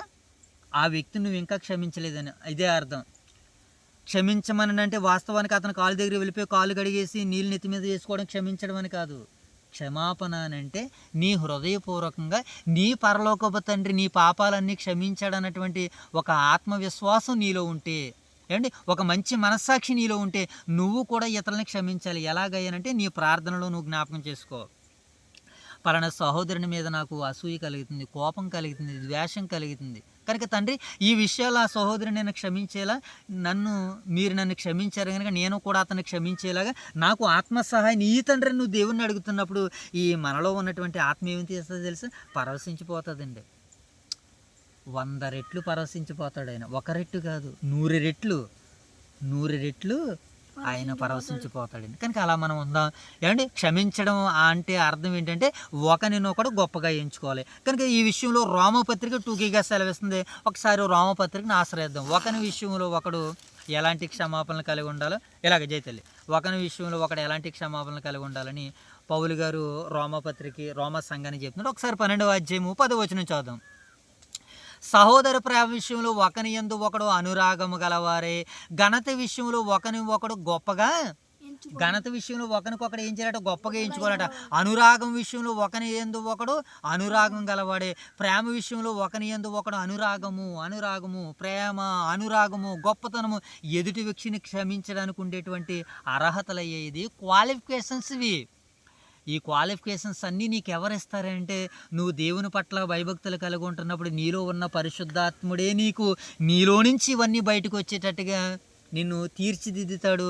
నిన్ను ఇతరులకి మేలుకరంగా, సంఘానికి ఆశీర్వాదకరంగా నన్ను నిలబెడతాడు. ఇక ఇదే 12వ అధ్యాయము, క్షమించండి, మనం 12వ అధ్యాయంలో ఉన్నాం కదా, వెరీ గుడ్. 12వ అధ్యాయం 17వ వచనం చదువుదాం ఒకసారి. 12వ అధ్యాయం 17వ వచనం. కీడుకు ప్రతి కీడుకి ఎవరికైనా చెయ్యొద్దు. ఒకవేళ అవతల వాడు తెలియక మన కీడు చేశాడు. ఇప్పుడు నీకు తెలుసు క్రైస్తవుడిగా నువ్వు ప్రతి కీడు ఏం చేయకూడదు. నువ్వు ప్రతి కీడు చేసావంటే నువ్వు అస్సలే క్రైస్తవుడు కాదు. నీలో పరిశుద్ధాత్మనికి బదులు దురాత్మ ఉన్నది. ఇది వాస్తవము. ఇది రాసేసుకుందాం మనం. ఏమన్నా మనం ఏం చేయకూడదు, కీడుకు ప్రతి కీడు ఎవరికైనా చేయవద్దు. మనుషులందరి దృష్టికి యోగ్యమైనది ఎప్పుడు, మనుషులందరి దృష్టికి యోగ్యము ఒక క్రైస్తవులే కాదు, ఇతర తోటి సహోదరుల పట్ల నువ్వు యోగ్యమైనదే. నీ దగ్గర ఉన్నది అవసరమైతే ఎదుటి వరకు పెట్టే, నీకు ప్రభువు ఇస్తాడు. ఆ సమయానికి ఏది లేదంటే ఏదైతే నీ దగ్గర ఉందో అది ఇచ్చేసేయి. దేవుడు నీకు నూతన ద్వారాన్ని సిద్ధం చేస్తున్నాడు. ఆయన తన రహస్య ధననిధిలో నుంచి నీకు అనుగ్రహిస్తానన్నాడు ఆయన. కనుక మనం ఆలోచించేద్దాం. కీడుకు ప్రతికీని ఎవరికైనా చేయొద్దు. మనుషులందరి దృష్టికి యోగ్యమైన వాటిని గురించి ఆలోచన కలిగి ఉండే. సఖ్యమైతే మీ చేతనైనంత మటుకు సమస్త మనుషులతో సమాధానంగా ఉండాలి. నీలో ఉన్నటువంటి ఆత్మ నిన్ను సమాధాన పడేటట్టుగా, నీలో ఉన్నటువంటి ఆత్మదేవుడి నిన్ను సమాధాన పడేటట్టుగా. ఈ విషయానికి సంబంధించి ఒకసారి కొలసీ పత్రిక దగ్గరకు కూడా వెళ్దాం. ఏమంటే సహోదరుల విషయంలో వీళ్ళందరూ ఎంతటి మరి చక్కగా దైవానికి దగ్గరగా ఉన్నారో కొలసీ సంఘాన్ని ఆశ్రయిద్దాం. అక్కడ బిడ్డలు ఎలాగున్నారో, కొలసీ సంఘ ప్రజలు ఎలాగున్నారో అని పౌలు గారి స్టేట్మెంట్ ఇస్తున్నారు.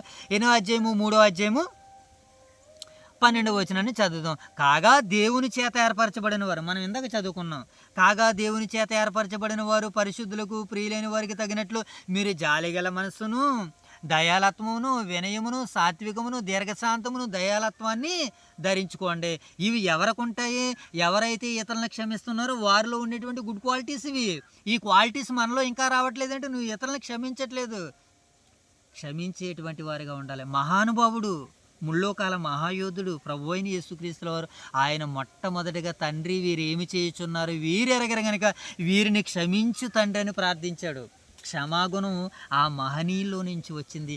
ఆ క్షమాగుణం ఇప్పుడు పరిశుద్ధాత్మలో కొనసాగుతుంది, మనందరిలో కొనసాగుతుంది. ఇప్పుడు ఆ మహానుభావుల్లో ఉన్నటువంటి ఆ క్షమాగుణం ఇప్పుడు పరిశుద్ధాత్మలో కూడా ఆ క్షమాగుణము ఉంది. తండ్రిలో ఆ క్షమాగుణం ఉంది. మరి ఆయన రక్తం పంచుకు పుట్టిన బిడ్డలం మనము, ఆత్మ ద్వారాగా పుట్టినటువంటి బిడ్డలము. మనకెంత ఉండాలి చెప్పండి ఒకసారి క్షమాపణ గుణం. ఈ క్షమాపణ గుణాన్ని కలిగి సరిచేసుకుని క్రీస్తు కొరకు మరి యోధుల్లా బ్రతకాలని దేవుని వాక్యం మనకి సెలవిస్తుంది. కనుక విశ్వాసులు తమను నొప్పిస్తున్న వారిని కూడా క్షమించాలి. అప్పుడు విశ్వాసులు ఏం చేయాలంటే జైతెల్లి నొప్పిస్తున్న వారిని క్షమించాలి. అది నిజమైన క్షమాపణ. క్షమించకపోతే మనకు మనమే హాని చేసుకుంటున్నాం. ఇతరులను క్షమించకపోతే ఏం చేస్తున్నాం జైతల్లి? మనకు మనమే హాని చేసుకుంటున్నాం. క్రీస్తును దుఃఖపెడుతున్నాం, సంఘములో సమస్యలు సృష్టిస్తున్నాం. క్రీస్తును మనం ఏం చేస్తున్నాం జైతల్లి? దుఃఖపెడుతున్నాం, సంఘములో సమస్యలు సృష్టిస్తున్నాం. వాడు అలాంటి వాడు, వీడు ఇలాంటి వాడని ఇంకా అంటున్నావు అని అంటే నువ్వు ఆయన్ని క్షమించలేదు. మొట్టమొదట ఆయన నువ్వు క్షమించు. ఒక మాట నా అన్నయ్య నన్ను అంటూ ఉండేటువంటి వారు ఒక మాట, ఈ మాట మాట్లాడితే మరలా మనకి ఇంపు కలిగితే దాన్ని పక్కన పెట్టేసుకుందాం, దాన్ని మనకొద్దు. క్రీస్తుని దుఃఖ పెడుతున్నాం అని అంటే సంఘంలో మనం సమస్యలను సృష్టిస్తున్నాం. కనుక సమస్యలను సరిచేసేవారిగా ఉండాలి. కొరింథీ పత్రిక దగ్గరికి వెళ్ళిపోవాలి మనం, సమస్యలను ఎలా వాళ్ళు సరి చేసుకున్నారో. కనుక నేడు మీరు నేను కూడా అటు రీతిగా దేవునిలో ఉండాలని, ఎదగాలని, క్రీస్తును దుఃఖపెట్టేవారిగా కాకుండా సంఘములో ఆశీర్వాదాలు సృష్టించేవారిగా ఉండాలి కానీ సమస్యలు సృష్టించేవారిగా మీరు నేను ఉండకూడదని ఈ ఉదయకాల సమయంలో వాక్యం మనకి అందరికీ సెలవిస్తుంది. కనుక దేవుడి కొద్దిపాటి వాక్యాన్ని మన వెనుకడిలో ఫలింపజేయాలని దేవత దేవుణ్ణి వేడుకుంటూ కోరుకుందాం, ప్రార్థన చేసుకుందాం. అందరూ చేతులు మరొక్కసారి హృదయపూర్వకంగా 2 చేతులు జోడించి ప్రార్థన చేసుకుందాం. మోషబాబు జైతల్లి ప్రార్థన. దేవుడు గత కాలమంతా మనల్ని కాపాడాడు, అందుకు దేవుని కృతజ్ఞతలు తెలియజేసుకుందాం. ఇదిగో ఈ లోకము మనది కాదు, ఈ లోకము ఎంతలో కనబడి అంతలో మాయమైపోయి ఆవిరి వంటిది. ఉన్న ఇన్ని రోజులు దేవుడిచ్చిన ఆయుష్కాలంలో ఆయన మహిమ కొరకే మనం జీవించాలి. లోక మర్యాదని మనం అస్సలు అనుసరించకూడదు, జీవించకూడదు. మరి నిన్నటి కాల సమయంలో ప్రభునందు నిద్రించారు ప్రియులు పట్లకాయల రత్నమ్మ గారు. వారి కుటుంబానికి దేవుడు ఓదార్పును అనుగ్రహించేలాగా ఆవిడ తన జీవితకాలంలో ఎన్నో కష్టాలు పడి, ఎన్నో వేదనలు పడి, చక్కటి రీతిలో బిడ్డలకి భవిష్యత్తునిచ్చి, చక్కటి స్థలాలను, చక్కటి మరి వాటిని సంపాదించి తన బిడ్డలకు ఆశీర్వాదాలుగా ఇచ్చింది. అలాంటి తల్లులు అనేకులు ఉండాలి. అలాంటి తల్లులను గణపరిచేటువంటి బిడ్డలు కూడా ఉండాలని వాక్యం సెలవిస్తుంది. అటు రీతిగా మనం అందరం ఉండాలని ప్రార్థనలో జ్ఞాపకం చేసుకుందాం. ఒకవేళ మనం ఎవరినైనా నొప్పించుంటే, ఒకవేళ మనం ఎవరినైనా బాధించుంటే ఈ సమయంలోనే ప్రభువుని వేడుకుందాం. ప్రభు మన హృదయాలను తెరిచును గాక. మనల్ని దేవుడు ఎలాగైతే క్షమించాడో, క్రీస్తు ప్రభుల వారు ఎలాగైతే క్షమించారో మనము కూడా ఇతరులను అలా క్షమిద్దాం. హృదయపూర్వకంగా దేవుని యందు విశ్వాసం ఉంచుదాం. ప్రార్థన చేసుకుందాం. సకల ఆశీర్వాదాలకు కారణభూతుడును పరలోకమందున్న మా కన్న తండ్రి, మీ బంగారు పవిత్ర పాదములకే కృతజ్ఞతాస్తుతులు చెల్లించుకుంటున్నాం తండ్రి. ఏపాటి వారము, ఎక్కడ వారము, ఎన్నిక లేని వారము, ఇదిగోనైనా మీ జనముగా, మీ సొత్తుగా ఏర్పాటు చేసుకున్నారు, ఎన్నిక చేసుకున్నారు. మీ మహిమ కొరకు, మీ ఘనత కొరకు మమ్మల్ని సృష్టించి ముందుకు నడిపించినందుకే కృతజ్ఞతాస్తుతులు చెల్లించుకుంటూ తండ్రి, దేవ యొక్క సమయంలో ఎఫెసీ పత్రిక 4వ అధ్యాయం ద్వారా ఎంత ధారాళంగా, ఎంత విస్తారంగా మాట్లాడతారని మేము ఊహించలేదు, ఆలోచించలేదు, అర్థం చేసుకోలేదు. ప్రభువా, మీ సన్నిధిలో మేము ప్రయాసపడినటువంటి ప్రతిఫలాన్ని ఇదిగో ఈ సమయంలో వేదిక ముఖంగా ఇటు రీతిగా మీరు మహిమా ఘనతా ప్రభావాలు పొందినందుకే నిండు మనసుతో కృతజ్ఞతాస్తుతులు చెల్లించుకుంటూ నేటి పరిచర్యకి ఎంతమంది అయితే ఏర్పాటు చేయబడ్డారో, ఎంతమంది అయితే పిలువబడ్డారో వారందరినీ మీరు దర్శించండి, దీవించండి, ఆశీర్వదించండి. వారి ప్రార్థనలకు, వారికి పరిచర్య ద్వారా వారికి అడ్డుగా, ఆటంకంగా, సమస్యలుగా ఉన్న వాటి అన్నిటి పట్ల నాయన మీ దయగల హస్తాలతో నింపమని, నడిపించమని వేడుకుంటూ ఈ శుక్రవారం తండ్రి మీ కుమారుని యొక్క పునరుత్థానపు నాయన సమాధి దినంలో తండ్రి ఇటు రీతిగా మీ సంకేతాలు మా మధ్య వినికిడిలో ఫలింపజేసినందుకే నిండు మనసుతో కృతజ్ఞతాస్తుతి స్తోత్రము మీకు తెలియజేసుకొనుచు తండ్రి, నేటి దినాన్ని బట్టి నేను హృదయపూర్వకంగా మిమ్మల్ని విశ్వసిస్తూ, మహిమపరుస్తూ, గణపరుస్తూ, నేను ఇంతటి చక్కటి భాగ్యానికి మమ్మల్ని వారసులు చేసినటువంటి మా ప్రియ ఓదూరు వైఎస్ఆర్ నగర్ క్రీస్తు సంఘాలు మీరు దర్శించండి, దీవించండి, ఆశీర్వదించండి. సంఘానికి నాయకులుగా, కాపరిగా నాయన తండ్రి బాధ్యతలు వహించే వారికి ఉన్నటువంటి ప్రియులు దైవ సేవకులు బిఎల్ రాజు గారి కుటుంబాన్ని బట్టి మీ సన్నిధానంలో జ్ఞాపకం చేసుకుంటాను. వారికి ఇచ్చిన చక్కటి నాయన దైవ సేవకురాలు సహకారిని రాణి తల్లి గారిని జ్ఞాపకం చేసుకున్న వారిని దీవించండి, ఆశీర్వదించండి, కాయండి, కాపాడండి. వారిని ప్రేమించి ఇచ్చినటువంటి యువకులు నాయన, యువతిని, యువకులను దీవించండి, ఆశీర్వదించండి. మీ మహిమ కొరకు, మీ ఘనత కొరకు పాటుపడుతున్నారు. నూరంతల ఆత్మతో వారిని నడిపించండి. ఆ కుటుంబం పచ్చగా 10 కాలాల పాటు నాయన ఆయు ఆరోగ్యాలు కలిగి ఉండడానికి మీ సన్నిధానాలు వేడుకుంటున్నాం తండ్రి. ఆ కుటుంబం వెలుగుతుంది ప్రభా. ఈరోజు ఇదిగో ఈ కుటుంబం వెలుగుతుంది ఆ కుటుంబాన్ని బట్టి తండ్రి. అందును బట్టి మీకు కృతజ్ఞతలు. వారు ఎంత చక్కగా అయితే మీలో నాయన తండ్రి, నాయన పరిశుద్ధాత్మ ప్రేరణతో రేగుతున్నారో ప్రభువా, ఆ రేగేనైనా మమ్మల్ని కూడా రేపుతుంది తండ్రి. మేము కూడా రేపబడుతున్నాము తండ్రి. మా ద్వారాగా అనేకులు రేపబడడానికి మీ యొక్క పరిశుద్ధాత్మను తోడుగా, సహాయంగా ఉంచుతారని ఆశిస్తూ మాకిచ్చిన సంఘాలని, సంఘ బిడ్డలను దీవించమని, ఆశీర్వదించమని వేడుకుంటూ ఈ పరిచర్యకు ఆకర్షింపబడుతున్న ఈ బిడ్డలందరినీ దర్శించమని, దీవించమని, ఆశీర్వదించమని, నేటికి ఇచ్చిన పరిచర్య దినాన్ని బట్టి నేను మిమ్మల్ని మనసారా మహిమపరుస్తూ, స్తుతిస్తూ, నేటికి నాయన మధ్యాహ్నం నుంచి మా ముందు 2 పరిచర్యల రాత్రికాల సమయానికి సిద్ధంగా ఉన్నవి. ఆ 2 పరిచర్యలకు నాయన మీ యొక్క ఆత్మను సహాయంగా తెచ్చండి. ఆ 2 పరిచర్యలకు నాయన తండ్రి నూరంతలుగా నాయన మమ్మల్ని మీరు సర్వస్వం సిద్ధం చేస్తారని మేము ఆశిస్తూ, ప్రార్థిస్తూ, ఎన్నిక లేని వారము తండ్రి, మమ్మల్ని ఎన్నికగా నిలబెట్టిన మీ పరలోకపు ప్రేమకే కృతజ్ఞతాస్తుతి స్తోత్రం తెలియజేసుకొనుచు తండ్రి, ఈ సమయంలో దేశాన్ని, దేశ ప్రజలను శాంతియుతంతో ముందుకు నడిపించమని, లోకాలను కలిగించిన సృష్టికర్తను, సర్వోన్నతుడును, మీ కుమారుడును, మా ప్రభువును, మా ప్రియరక్షకుడును, మా ప్రభు యేసుక్రీస్తు వారి నామం పేరటి ప్రార్థనలు మీకు సమర్పించి మేము తిరిగి పొందుకున్నాం మా పరిశుద్ధపు పరలోకపు కన్న తండ్రి. ఆమేన్. అందరికీ వందనాలైనా. May God bless you all, love you all, thank you, అందరికీ వందనాలు.